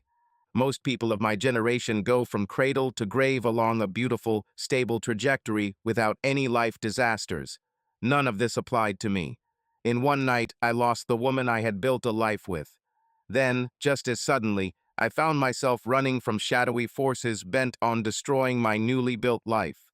To make the situation even more difficult, I was assisted in my efforts by a mysterious girl who looked almost 20 years old, and who was perhaps one of the most dangerous women in post-industrial society. Worse, she was exotically beautiful. Given my past history with women and the fact that I was fighting for my life, I would have to be crazy to feel anything other than extreme gratitude towards Ariadne. And yet, as I watched her slow dance with this big, handsome dude, I had very unfatherly emotions. She wrapped her arms around his neck, and he placed his hands on her waist, right above her round little ass, and she leaned back, looking straight into his eyes. There was nothing sexual about it. Their bodies barely touched. It is better to use the term intimate. And again, the way she danced was no different from other girls in their 20s. The problem was that the familiarity between these two gave me an irrational and incredibly strong feeling of jealousy. I wanted to be the one to hold her, and I wanted to be the one who swam in those bottomless jade green eyes. I knew this feeling was crazy. I didn't even know her real name. But here it is. Then she made things much worse. The music ended, and they laughed. She grabbed his hand and slid over to where I was sitting. I tried not to look like the green-eyed monster actually ate me alive. She said lightheartedly, "Frank wants to take me to the masked bar." "Can I, Daddy, please, please?" I tried to sound fatherly when I said, "Sure, but you better not bother me when you come. I am going to sleep." She said, "Thank you, Dad," and squeezed my hand in a loving, daughterly gesture. They went together. He was my height, so when they left, they both looked like he was taking his little sister somewhere. That is, unless you count those perfect swaying hips and the twitching of those two perfect little buns. I didn't know this was possible, but I actually felt a greater sense of hopelessness and loss than when I saw Heather kiss Wilkins before the trip. I was almost sure that Ariadne would spend the night with this dude. At least that's what it looked like. So I was surprised to hear them both laughing together as they walked down the hallway. Only an hour and a half passed.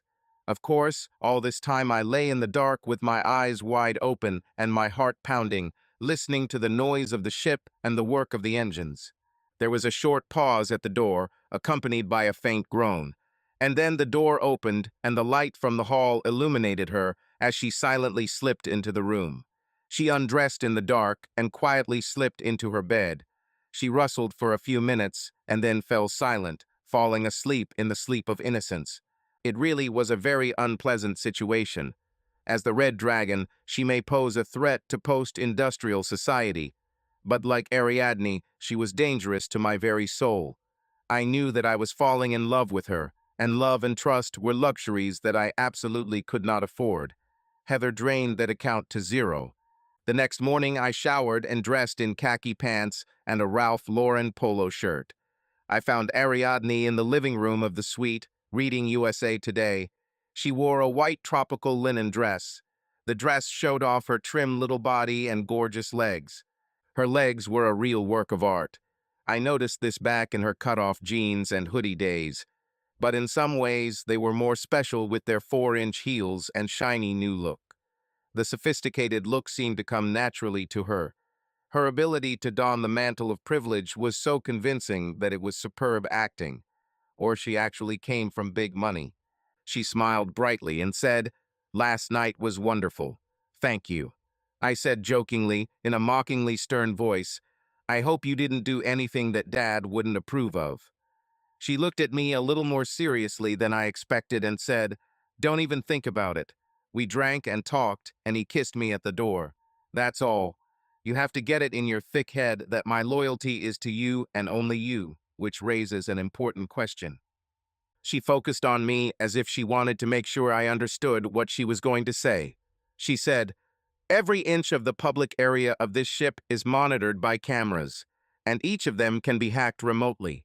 I know this because I've already hacked into their system with my phone. Don't you think that's true? Would it be a little weird if someone saw me turning down guys my age to hang out with my dad?" While she was talking, I was thinking, devoted to me? What the hell does that mean? She added, "Besides, I want you to find someone tonight too. We'll be arriving in St. Lucia in a couple of days, and we'll get off there. In the meantime, we need to put on a credible show just for appearances." I said, "So you thought we'd get off there?" She replied casually, "Yes, my family has a place there. We can hide out there until the bounty is lifted. We need to keep you so far under the radar that they'll be convinced you're dead." I said interestingly, "You never told me about your family." She waved it off. "If we decide to continue, I'll have to tell you." She left it up to me to decide what continue meant. That evening, we returned to the nightclub. I was in a tuxedo, and she was in a classic little black dress.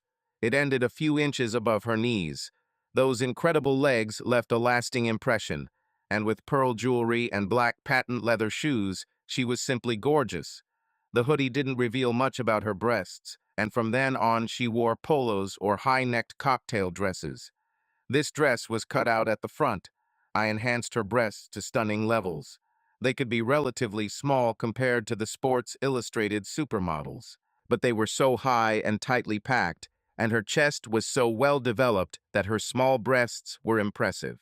This discovery added another drop of anxiety to my already precarious state. I'm a total boob lover.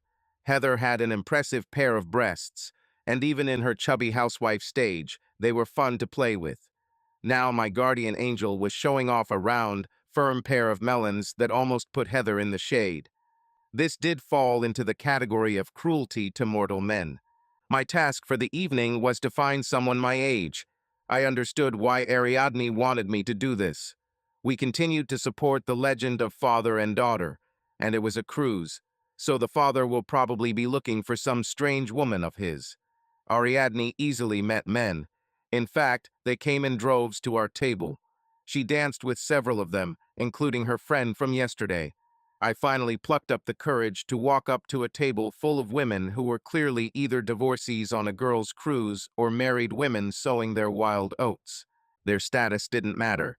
My only job was to find one, cut her out of the herd, and spend some time with her. They all looked at me expectantly.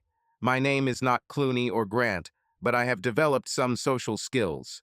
Ever since Heather so unceremoniously kicked me out, there was a short, dark-haired Latina with impressive breasts. There was a tall redhead with a model build and a blonde who looked like a California beach bunny from the Clinton administration. I thought to myself, blonde, brunette, or redhead, what a trivial choice.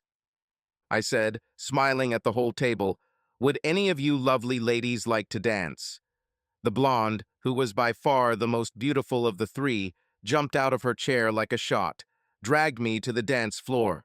She was still hot, in some ways about 40 years old, and she was probably a knockout 15 to 20 years ago. She was wearing enough gold to stock a Mayan temple, and she was simply beaming. Recently divorced, successful in settlement. We booked for a while and eventually ended up next to Ariadne. My pseudo-daughter turned away from the guy she was dancing with. He couldn't take his eyes off her desperately whipping buns. Ariadne turned to me and we exchanged glances. She said matter-of-factly, "Hi, Dad," and all the while her legs and hips were rotating in a way rarely seen outside of primitive birthrights babies. My partner, who danced the same way as me and ran like an old man, made a double conclusion. She said, "She's your daughter," I said, "for the last 28 years. She looked at her again and said, "Amazing. She looks exactly like Chelsea Hughes. Her parents were my friends in Washington." Well, that little coincidence certainly allowed the skunk to break free at the Women's Bridge Club. I said, "Let's take a break for a second," and I led her to a comfortable table. It didn't work because the music was still deafening, so I said, "Let's go have a drink." My partner obviously thought she was going to get lucky. She became very flirtatious. I walked up to the Globe and Atlas pub. She held my hand as if we were a couple and sat down at a cozy table for two. My partner was a real beauty. The flower was a little different from a rose, but not so much that it was not noticed. And in her youth, she must have been a world-class beauty. Long, natural, dirty blonde hair, blue eyes, and facial features so aesthetically perfect that you just wanted to hang her on the wall and look at her, like Rembrandt. The rest of her in a tight black dress gave new meaning to the term brick shit house.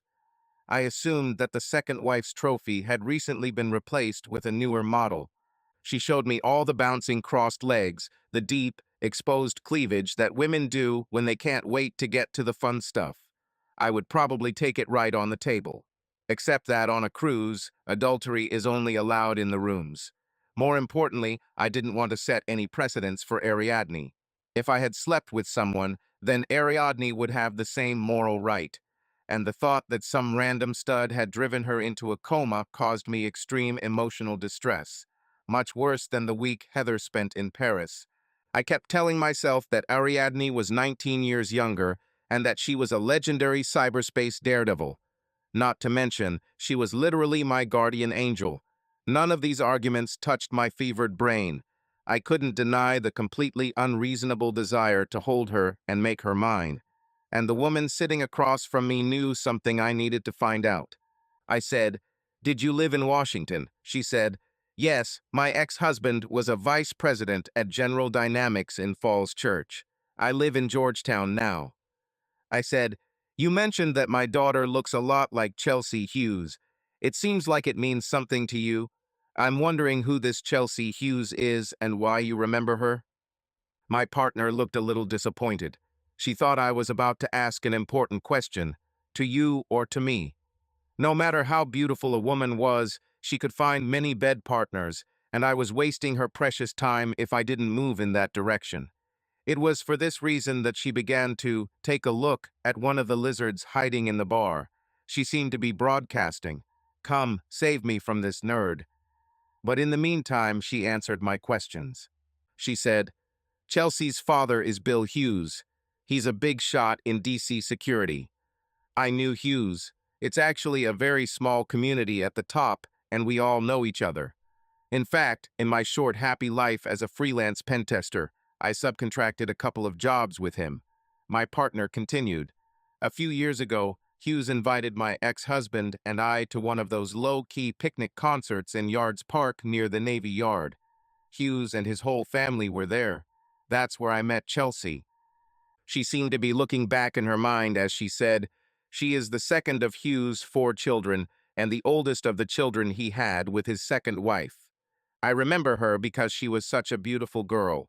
Her mother is a stunning beauty, and I was Miss Teen California myself, but neither of us could compare to Chelsea when we were her age.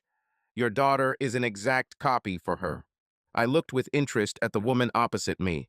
This seemed to inspire her. Perhaps she mistook my deep focus for newfound passion.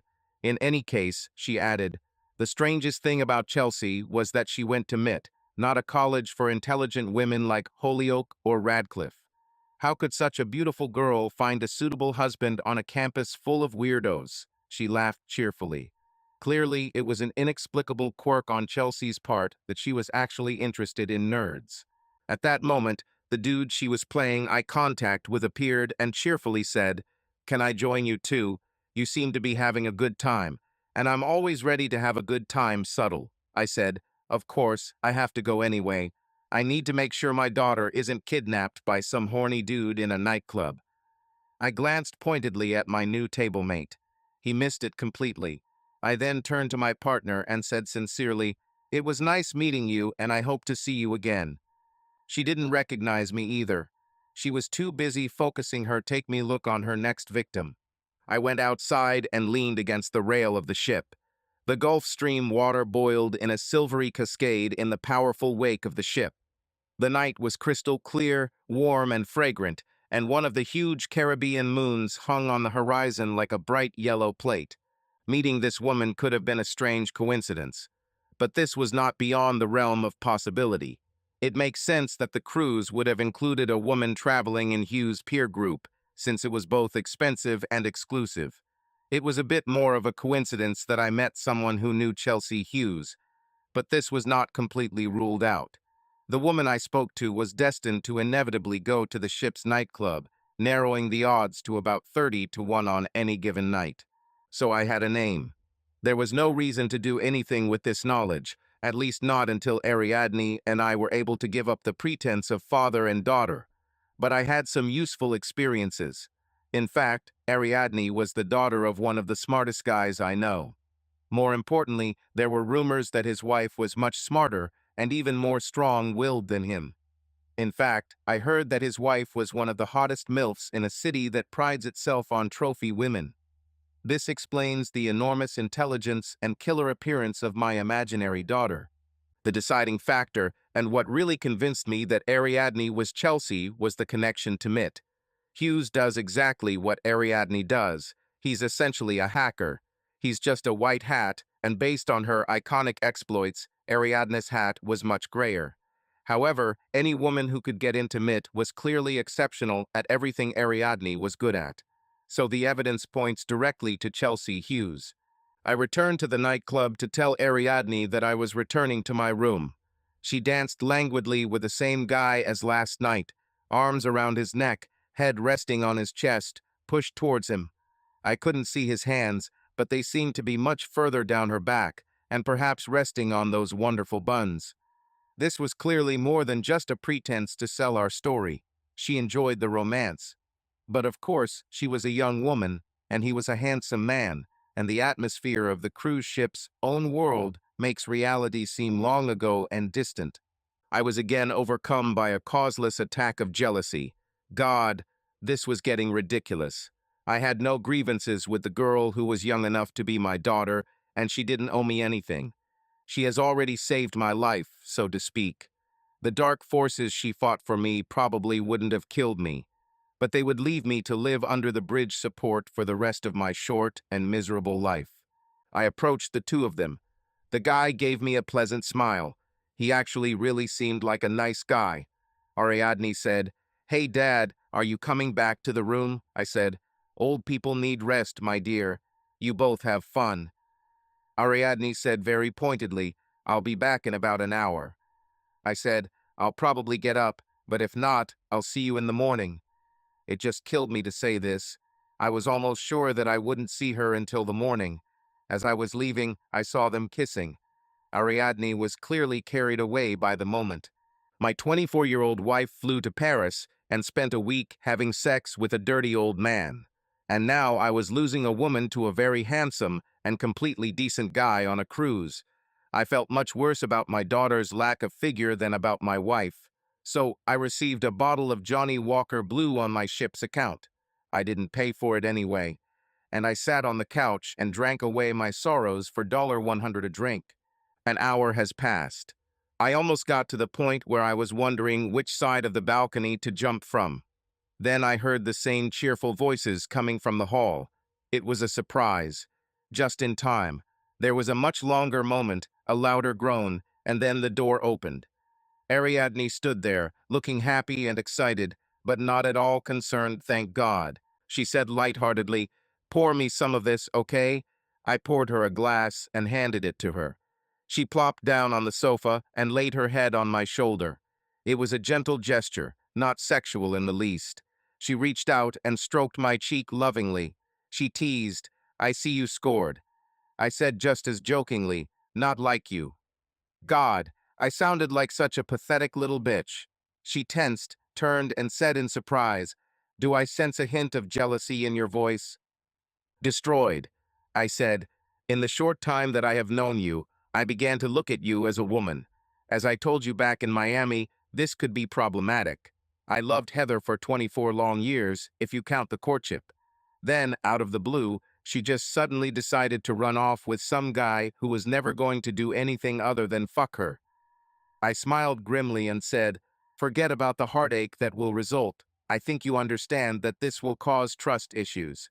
Since then, I have felt no emotions other than emptiness and deep suspicion when it comes to women.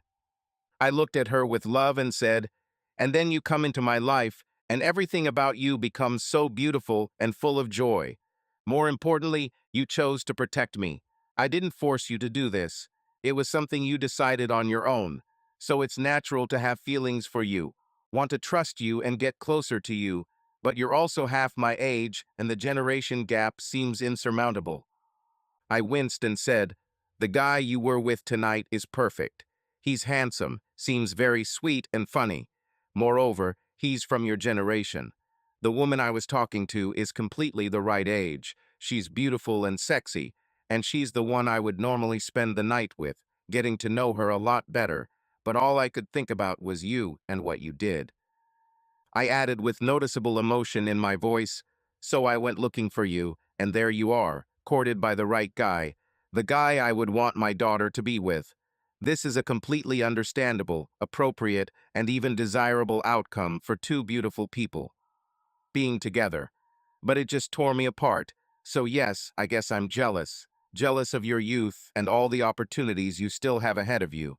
Moreover, I'm jealous of every man who has the opportunity to hug you like that." She looked at me carefully. Her eyes were light. "Finally," she said, "when I accepted your assignment, I also examined you in my own special way." It was a scary thought. A hacker as capable as Ariadne knew more about my life than I did. She could read things I had never seen, for example, comments in school files, credit reports, and performance evaluations. She looked at me with tenderness and said, "What I found was that you were a truly decent, honest, and caring person who did your best in the face of any kind of obstacle. I also learned how exceptional, strong you are, smart and creative. And to be honest, I have fallen hopelessly in love with a faceless man as deeply as a woman can. Since we met, you have been everything I ever expected and more, meaning that my feelings for you arose long before we met in person." Then she looked at me sharply, as if she was trying to convey an important message, and said, "That's why I broke my cover and went from Boston to Key Largo. You need my help. But that's not the reason I'm really here. I'm here because I believe that you are my life partner, and the women in my family choose a partner for life." She added with a flirtatious smile, "What you saw tonight was nothing more than my way of relieving some of the stress you've been building up in me. It was to maintain our cover, but honestly, that's not the reason I did it. I love romance, and you can't give it to me yet, so I'm enjoying some harmless flirting with a very cute guy." Then she winked at me benevolently and said, "Soon you will find out what really happens when I give myself to a man. It will be nothing like what you have seen so far. I have given my soul to only one person, and that is you. This commitment works. Much longer than we've actually been together."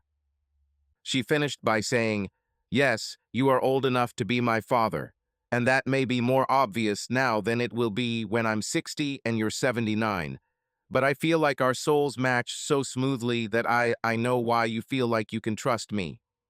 Then she added, with sincerity, I tell you to follow your instincts because I will never betray you and will be your friend, companion, and lover for the rest of your days. Wow, we just sat there, looking at each other with desire. I began to reach out to her, and you could see the security doors slamming shut in her magnificent mind. She said with steely determination, if I let this genie out of the bottle, we won't leave the cabin until we're back in Miami, and it won't serve our current purposes. We'll have a lifetime to love each other the way we do. Let's convince the dark internet that Tommy Masoner really disappeared. She pushed herself back, stood up, and said, by the way, if you're wondering, I just saw the most intimate I'll ever be with another man. Your attraction lies in your unwavering strength, personal devotion, and devotion, which is what I've always been looking for in a man, and you can expect an equal measure of reciprocity from me. In the meantime, I think I should take an ice-cold shower and go to bed. Do you need a cold shower too? I looked at her as honestly as I could and said, no, I don't need to. What you just said brings me more satisfaction and deeply moves me than any sexual experience I've ever had.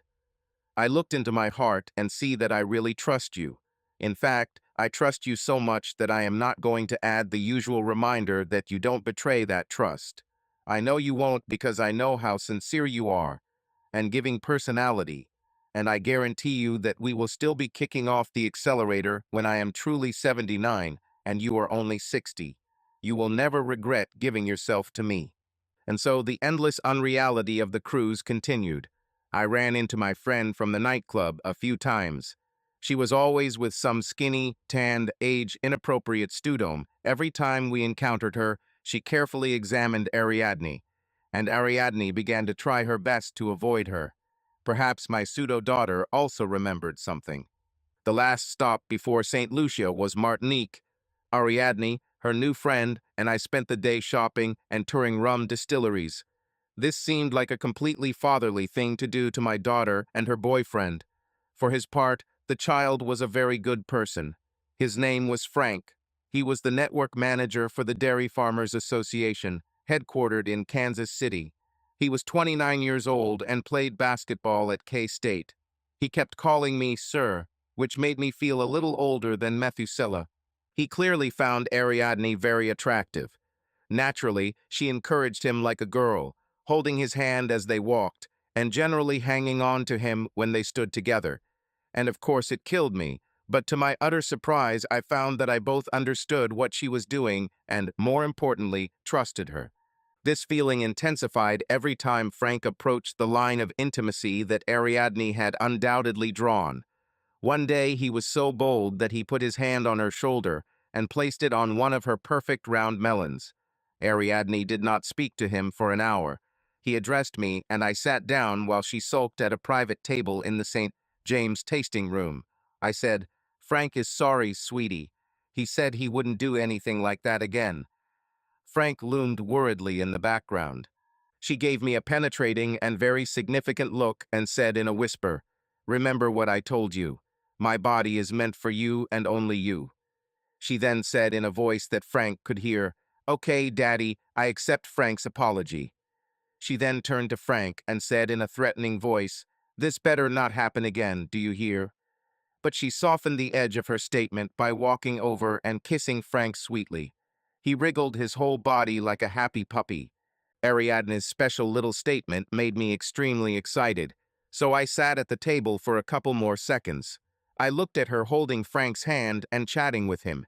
She was wearing some stylish short shorts, clean, expensive, modern chic. They showed off her gorgeous legs, thighs, and ass in a manner that was very cruel to all the horny old men in the area.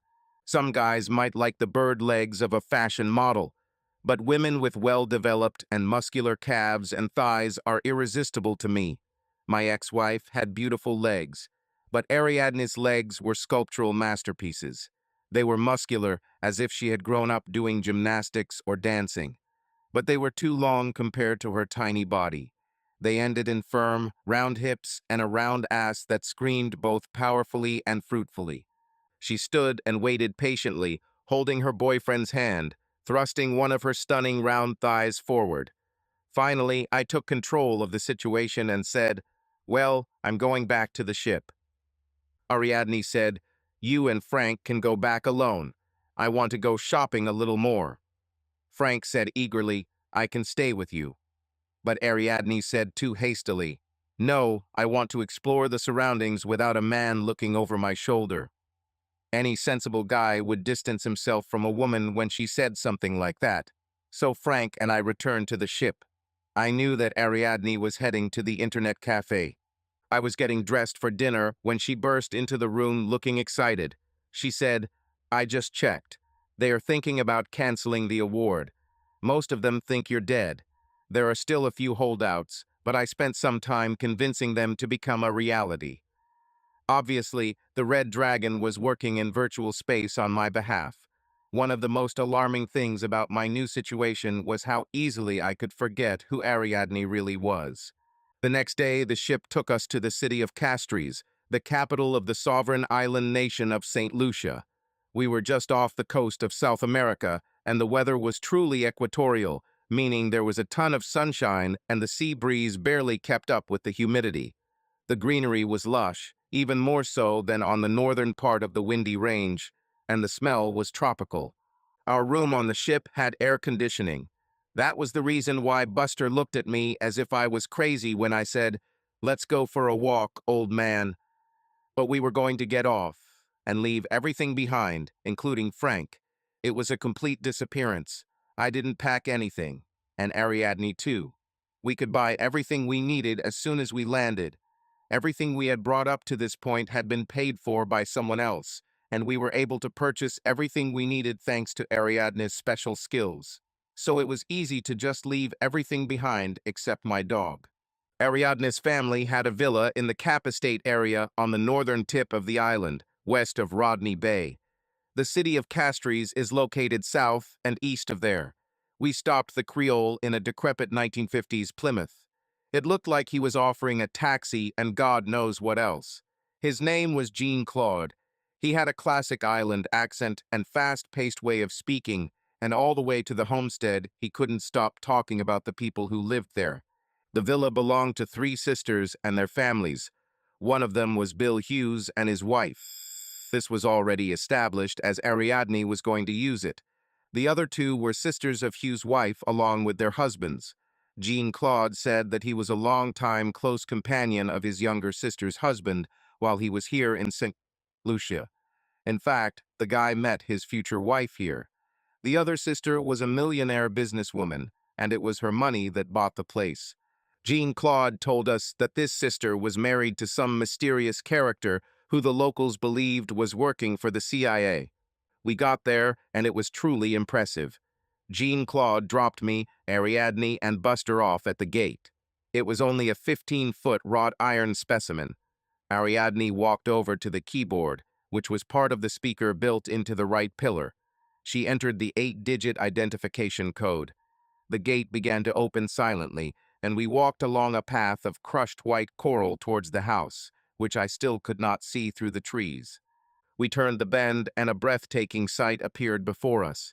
The mansion itself fits neatly into the side of a lush green ridge that extends about a quarter of a mile down to a 50-foot cliff above the bluest ocean imaginable. The buildings sparkled white. The grounds were lush, landscaped, and perfectly manicured. The whole area smelled of flowers and palm trees, and all you could hear were the sounds of the ocean, tropical birds, and someone cutting grass in the distance below. I said with admiration, "This is really a lot of money." Ariadne actually said, "This is my Aunt Mary. My mom and dad are doing well financially, but they couldn't just shell out $4 million in cash like Aunt Mary could. She bought the place out of the blue to use as a retreat to help her new husband recover. He was wounded in Mexico, where they met. I don't know the whole story, and I don't want to know it. But my Aunt Millie was treating Mary's husband. She's a world-renowned surgeon, so she was the right person for this." I thought to myself, yes, The women in Ariadne's family are all as exceptional as she is. We walked towards the house with that metaphorical elephant dancing next to us. I wanted to get rid of our nasty pachyderm as quickly as possible. So I said, "I know who you really are, Chelsea." She didn't look surprised. She said, "I was pretty sure that bitch recognized me. She's the ex-wife of my dad's friend. She got a lot of money after the divorce, even though she was the one who cheated." I thought, does anyone ever remain faithful? Chelsea continued, "That's right, my real name is Chelsea Hughes. I'm almost 29 years old and MIT graduate, and I work for Motorola in Marlborough, Massachusetts. My dad's name is Bill Hughes, and my mom's name is Maddie. I'm a pretty normal girl. As far as possible in my family, no one knows about my other identity, and I, of course, want to keep it a secret." I said with a smile, "You're not the Red Dragon, and Tommy Meissner is dead. We keep each other's secrets." She responded with a smile. It was like I surprised her. I said that. She said, "Always together, just you and me, no people between us. We start over from here. I can't believe it. I've dreamed of this all my life. One man, one love." Her statement gave me another erection. St. Lucia is a former French island. Therefore, it is natural that the housekeeper was French. She greeted Chelsea like a long-lost relative. This was a completely different side of my young friend. New role, beautiful little family princess. It was strange, especially knowing what I knew about her.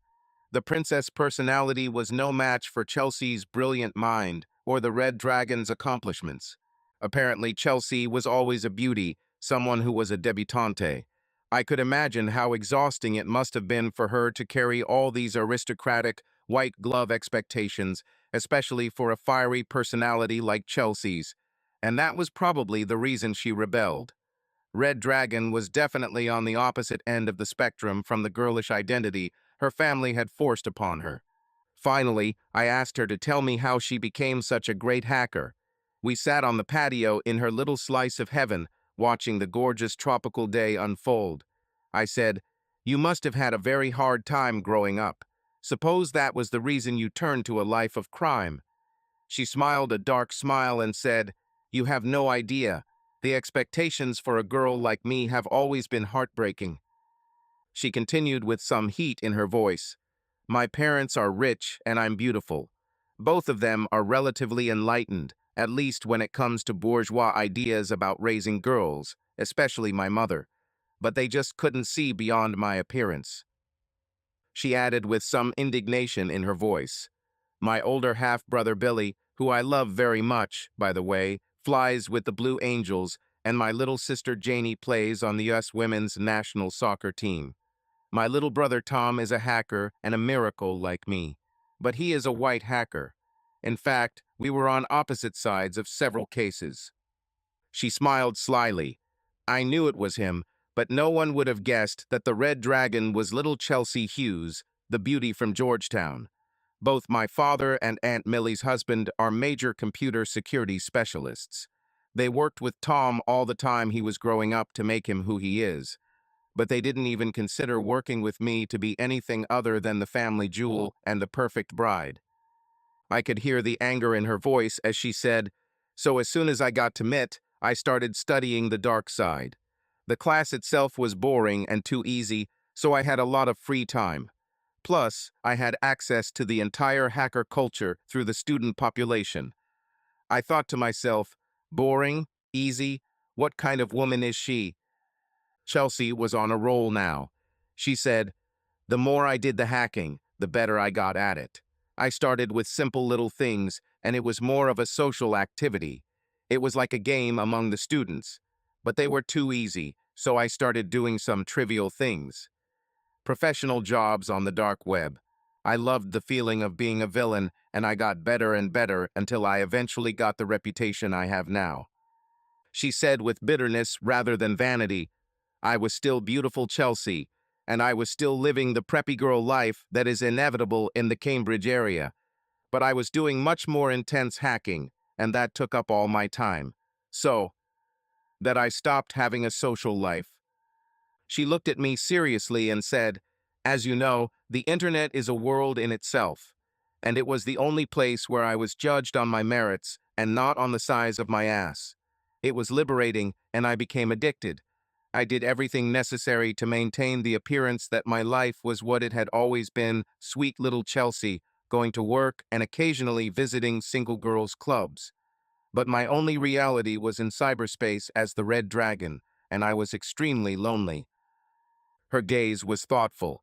This was the expression I wore all the time before I met her. She said, I didn't have anyone I felt a kinship with, so I was completely emotionally closed off. That is, until I got your assignment.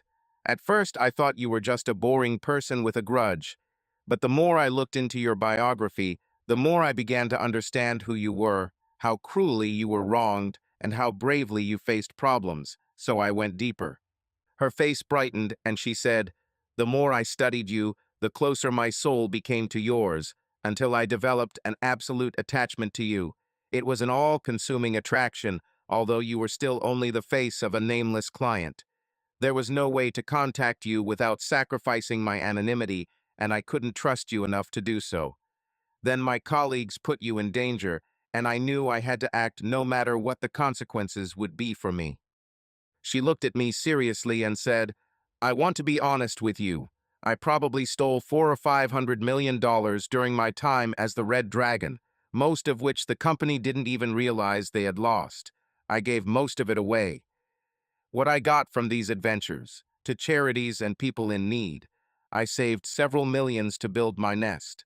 But I have never intentionally harmed anyone in my life with the exception of your ex-wife and her friends. They deserved what happened to them, and I can be quite medieval when someone I love is hurt. She gave a short glance of satisfaction. It was like remembering something particularly pleasant, a nice lunch or a particularly fun day at the beach. It was amazing. I realized that even before we met, I was important to her. Her ability to empathize with me through the events of my life was a far more amazing achievement of intelligence than her known abilities in cyberspace. She grinned darkly and continued, no one will ever catch me because I'm a ghost.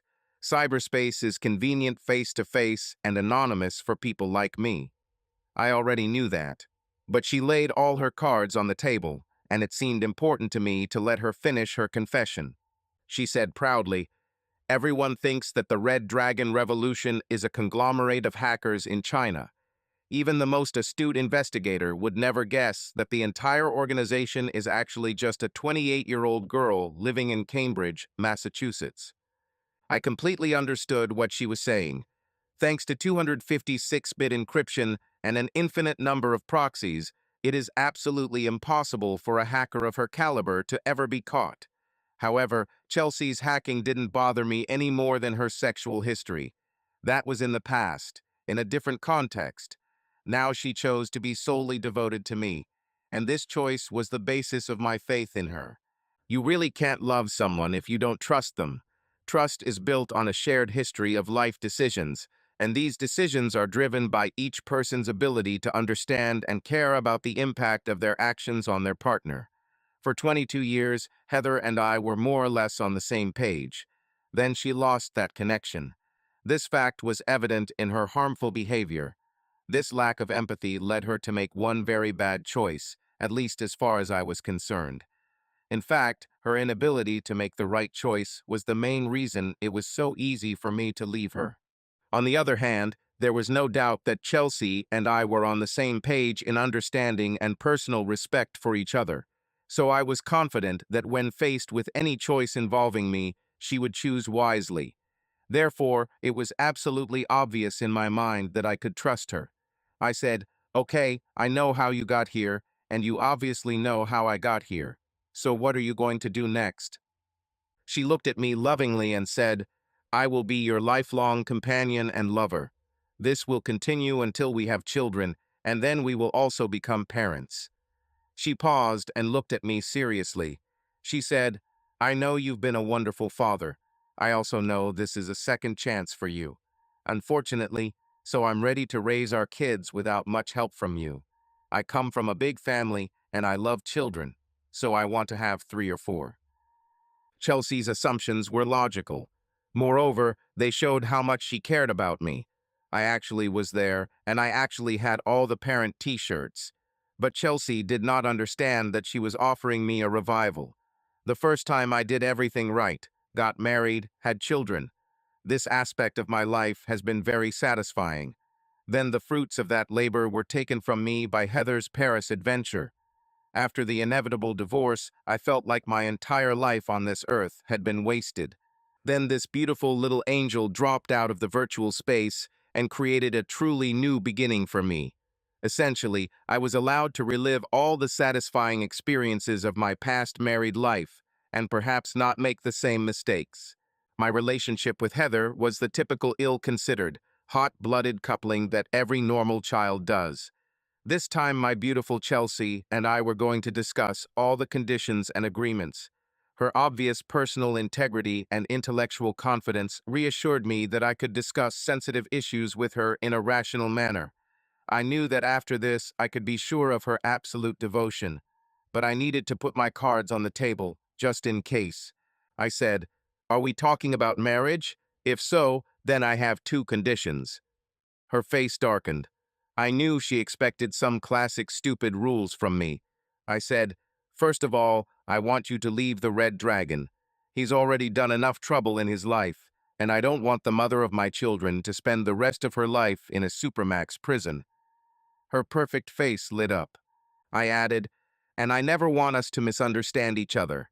As soon as one of us has a question or problem, we should discuss it and resolve it, no matter how sensitive the issue is.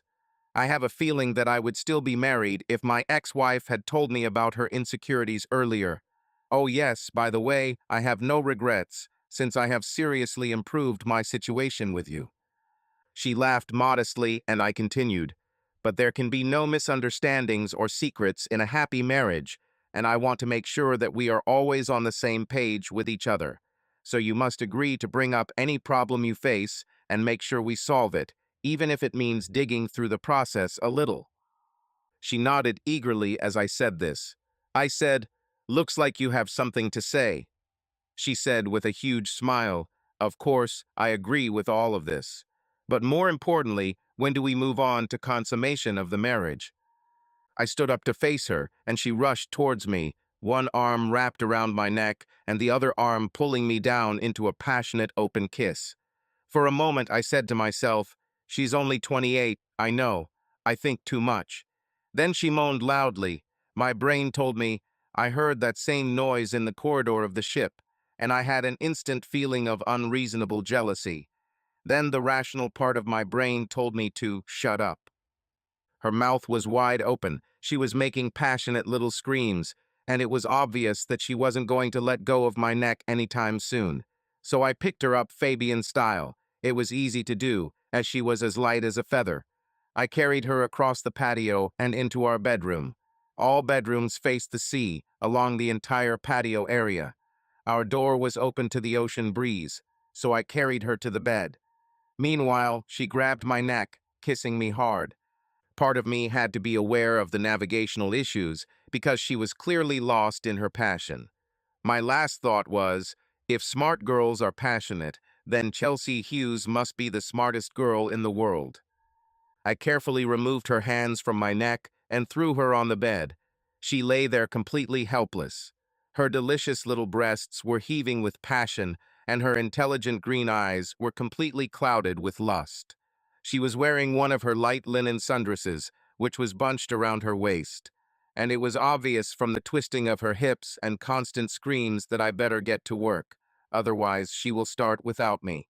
I was planning something more romantic for our first time together than wild jungle sex. Looking at the magnificent naked beauty lying next to me, I believed her, trusted her, and knew that through her I was going to be reborn, a new man with no regrets. We spent a couple of weeks enjoying the peace and tranquility that only great wealth and luxury can bring. The sex was wild, more like a romance than a married life. We made love like a young couple. Of course, Chelsea really was young, energetic, giving, and tireless. I, not so much. We both accepted that an age difference was inevitable. She had to get used to the fact that I was 47 years old. and I had to get used to the unbridled freedom from complexes that her generation enjoyed. I benefited from her enthusiasm, but I was clearly not as young as before. This didn't bother Chelsea at all. She took greedily, but gave no less.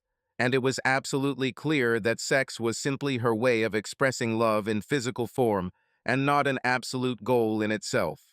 So, if I couldn't make it to the start of the fourth lap, she would just lie there, hugging me with the most aesthetically pleased expression on her face. The fact was that Chelsea was a different person than Heather, much deeper emotionally and simply smarter. Most significantly, although the sex was great, it was secondary. It was simply a byproduct of our incredibly powerful sense of identification with each other and attraction, and in many ways, we were both recreated as a couple by our union. This reconstruction was literal in my case. The records are stored on computers, and someone with Chelsea's skills can make you into anything they want, sometimes even against your wishes. My new incarnation was interesting. I became a millionaire venture capitalist who invested in many humanitarian projects. My extensive social media profile was a masterpiece of deception, as well as the necessary trail of documents. The Red Dragon painted me, as she saw me, simple, loving, decent, and honest. But even my ex-wife would not have recognized the active, sophisticated bon vivant that Chelsea created, with a little help from Photoshop. My photos required some changes due to my past life. I've always been the faceless face of the hacker community, but everyone who knew me in my past life still remembers what I look like. So a supposedly dead person who keeps popping up on Facebook might raise questions. I disappeared into the sea. At least that's what the investigative notes Chelsea posted said. I boarded a small fishing boat and went several miles out into the Gulf of Mexico to fish and was never seen again. So Thomas Miller Meissner was duly declared dead. I had decent life insurance, and between paying out my 401k and selling the trailer, both kids turned out okay. It's not their fault that their mother went crazy. I still followed them on social media. We decided to get married in a small ceremony at the estate. Since I was a fictional character and her large extended family would never understand, we decided to keep the event just between us. A judge of the peace and a couple of paid witnesses, one of whom was the ever-present Jean-Claude, were the only participants. Since my personal story was a product of creative writing and not factual reality, we needed some time and space between my full arrival on this earth, the fictional story and all, and the Meet the Parents event. Chelsea was part of a loving family group, and she was their crown jewel. Her sudden and unexpected marriage would raise concerns. These were questions neither of us wanted to face, especially the question of who this dirty old man is. Therefore, for now, we have agreed to keep our marriage a secret, just like the Red Dragon. The wedding night was no more wonderful than any other night. This is because it was impossible to improve upon perfection. I walked out of the bathroom to find my wife lying naked and waiting in all her glorious glory. This caused an instant mental breakdown. It was hard for me to believe that I could be so happy. Heather left me to my own devices, and this wonderful woman revived me to a life of peace, tranquility, and love. It seems impossible odds have come together against our alliance. I was 19 years older than her. I went through the grinder in my first marriage, and the last thing I wanted was to trust one of these liars again.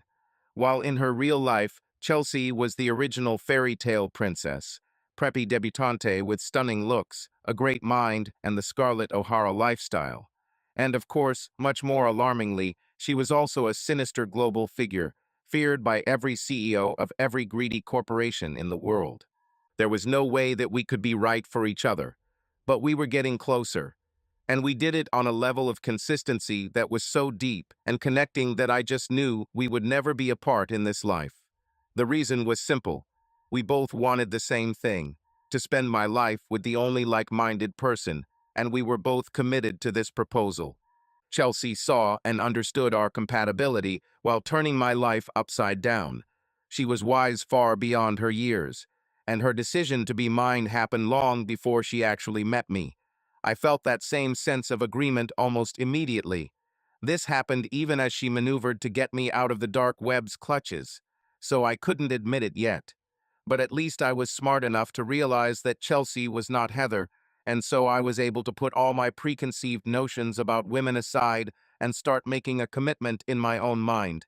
I knew I would never regret it. This is because it is the soul, not the packaging. I missed this important point the first time, but my new wife's loving and deeply caring spirit simply spoke to me. As she pulled back the blanket, she said, "Welcome to your life, my love." She then pressed her gorgeous little body against mine. I said with absolute gratitude, "And thank you for giving her to me, my love." Chelsea was sitting at her desk in our office. My wife could be shopping online, or she could be taking down a global corporation given her special skills. You never know what might happen when Chelsea Newhouse sits in front of a computer. Little Brooklyn sat nearby, giggled. Brooklyn is only 5 years old, but I get the impression that her mother is already introducing her to a brave new world. I have never had a hard time accepting the fact that my beautiful little wife can bring absolute hellfire and damnation to anything she chooses or anyone she chooses. I knew going into marriage what she was capable of. But I also knew that Chelsea had the moral integrity of an archangel, in my own way. It just so happens that her views on what is considered proper retribution may be a little Old Testament. She doesn't like bullies or people who take advantage of the helpless. So every now and then she has to release the red dragon to even the odds. This is nothing more than a hobby for her, but it's also the story of my life. Some people's wives win cooking competitions. Mine is a mysterious global superheroine. She is a passionate woman, and I understand her desire to right some really gross injustices. I feel the same way. But while ordinary husbands may hear about injustice and think, "I wish I could do something about that," my wife is one of the few people on Earth who can actually get a little revenge, even if it might accidentally overthrow some third world regime in the process. More importantly, it's not just Chelsea's decision to release the red dragon. We carefully consider the justifications and consequences and consider the benefits together. It may be lynching, but we always act together. This is another example of how close we are to each other. And I have to tell you that I get great personal satisfaction from watching my stunningly beautiful wife cut through the godless with a reliable and fast sword of digital calculation. Overall, I'm a happy and contented person, and Chelsea is the perfect wife, even when she's saving the world. We decided to settle permanently in St. Lucia, so we bought our own complex closer to Donkey Beach. I won't go into detail about how it was paid for. Suffice it to say that we divided the expenses through several numbered accounts. You believe it, right? Enough time passed, and we decided to hold a Meet the Parents event. Sooner or later, this had to happen. But this timeline was radically accelerated by the fact that Chelsea was already 3 months pregnant. I was very nervous. It was obvious that I had robbed the cradle. And standing next to my tiny, already obviously waiting wife, I felt like the most depraved weirdo in the world, especially considering that her mother was only 2 years older than me. Her mom was probably the hottest gilf in the universe, completely different from her daughter. Chelsea is 5'1", small-boned, and has an exquisite figure. Chelsea's mother is only 5 inches, but she has the body that every teenager dreams of. She has a Chelsea hourglass figure. These are much more exaggerated, wide hips, incredibly thin waists, and huge breasts. Plus, her mother exudes sensuality and Chelsea looks cool and intelligent. However, they both share the same boundless intelligence and fortitude, and I also know that they have the same inner fire. Hughes and I have never met, so I wasn't worried about him recognizing me. But at the same time, it was eerie to meet someone from your old life. Both parents were amazingly understanding. They seemed to be experiencing the same thing, meeting and marrying someone who was not a likely partner. We had a story prepared that Chelsea had provided a lot of circumstantial evidence. It was a fairy tale worthy of Cinderella, including charity balls and whirlwind romances in Boston. It would stand up to scrutiny. But this, of course, was complete nonsense. It didn't matter anyway. All Chelsea and her mother, Maddie, could think about was the impending birth of our little girl, which we decided to call Brooklyn. Maddie clearly loved children, so much so that she would probably be happy with my wife being killed by a turkey. As a result, she and Hughes immediately moved into Kappa States to stay close to their grandson. My impression was that Hughes had little say in the matter. Having a baby was a life-changing event that I felt repaid me for all the suffering I went through at the hands of Heather. And I loved this precious little bundle beyond human logic. She had thick brown hair and all the beauty of Wilson. More importantly, she was my special angel. My life will be dedicated to making her life happy. Looking at the two of them laughing together, my wife and my child, I was overcome by my usual neurotic traits. It was too much happiness. I told myself, things like this don't happen to people like me. Then my rational mind kicked in, and I thought with some irony, the life of every normal person is much longer than he imagines, and in the end, everything can be fixed. So if you stay in the game, make the right decisions, and take action. With their determination, you can change anything. The thing is, all my hopes and expectations didn't disappear when Heather betrayed me. Instead, I found better ones. Admittedly, this required a lot of luck. But I realized what I wanted as soon as Chelsea appeared in my life. More importantly, I acted on this knowledge with purpose. So, if there is a moral to my story, it is this. Your life is shaped by the choices you make, and you have no choice until you die. So, when the right opportunity comes, you need to take advantage of it, and hold on with all your might. This simple little wisdom has become the real foundation of my bright and wonderful new world. Subscribe to our channel so that your love doesn't cheat on you, and go ahead and listen to the next story, because this story is nothing compared to the next one. If you're under 18, don't even think click to the next one.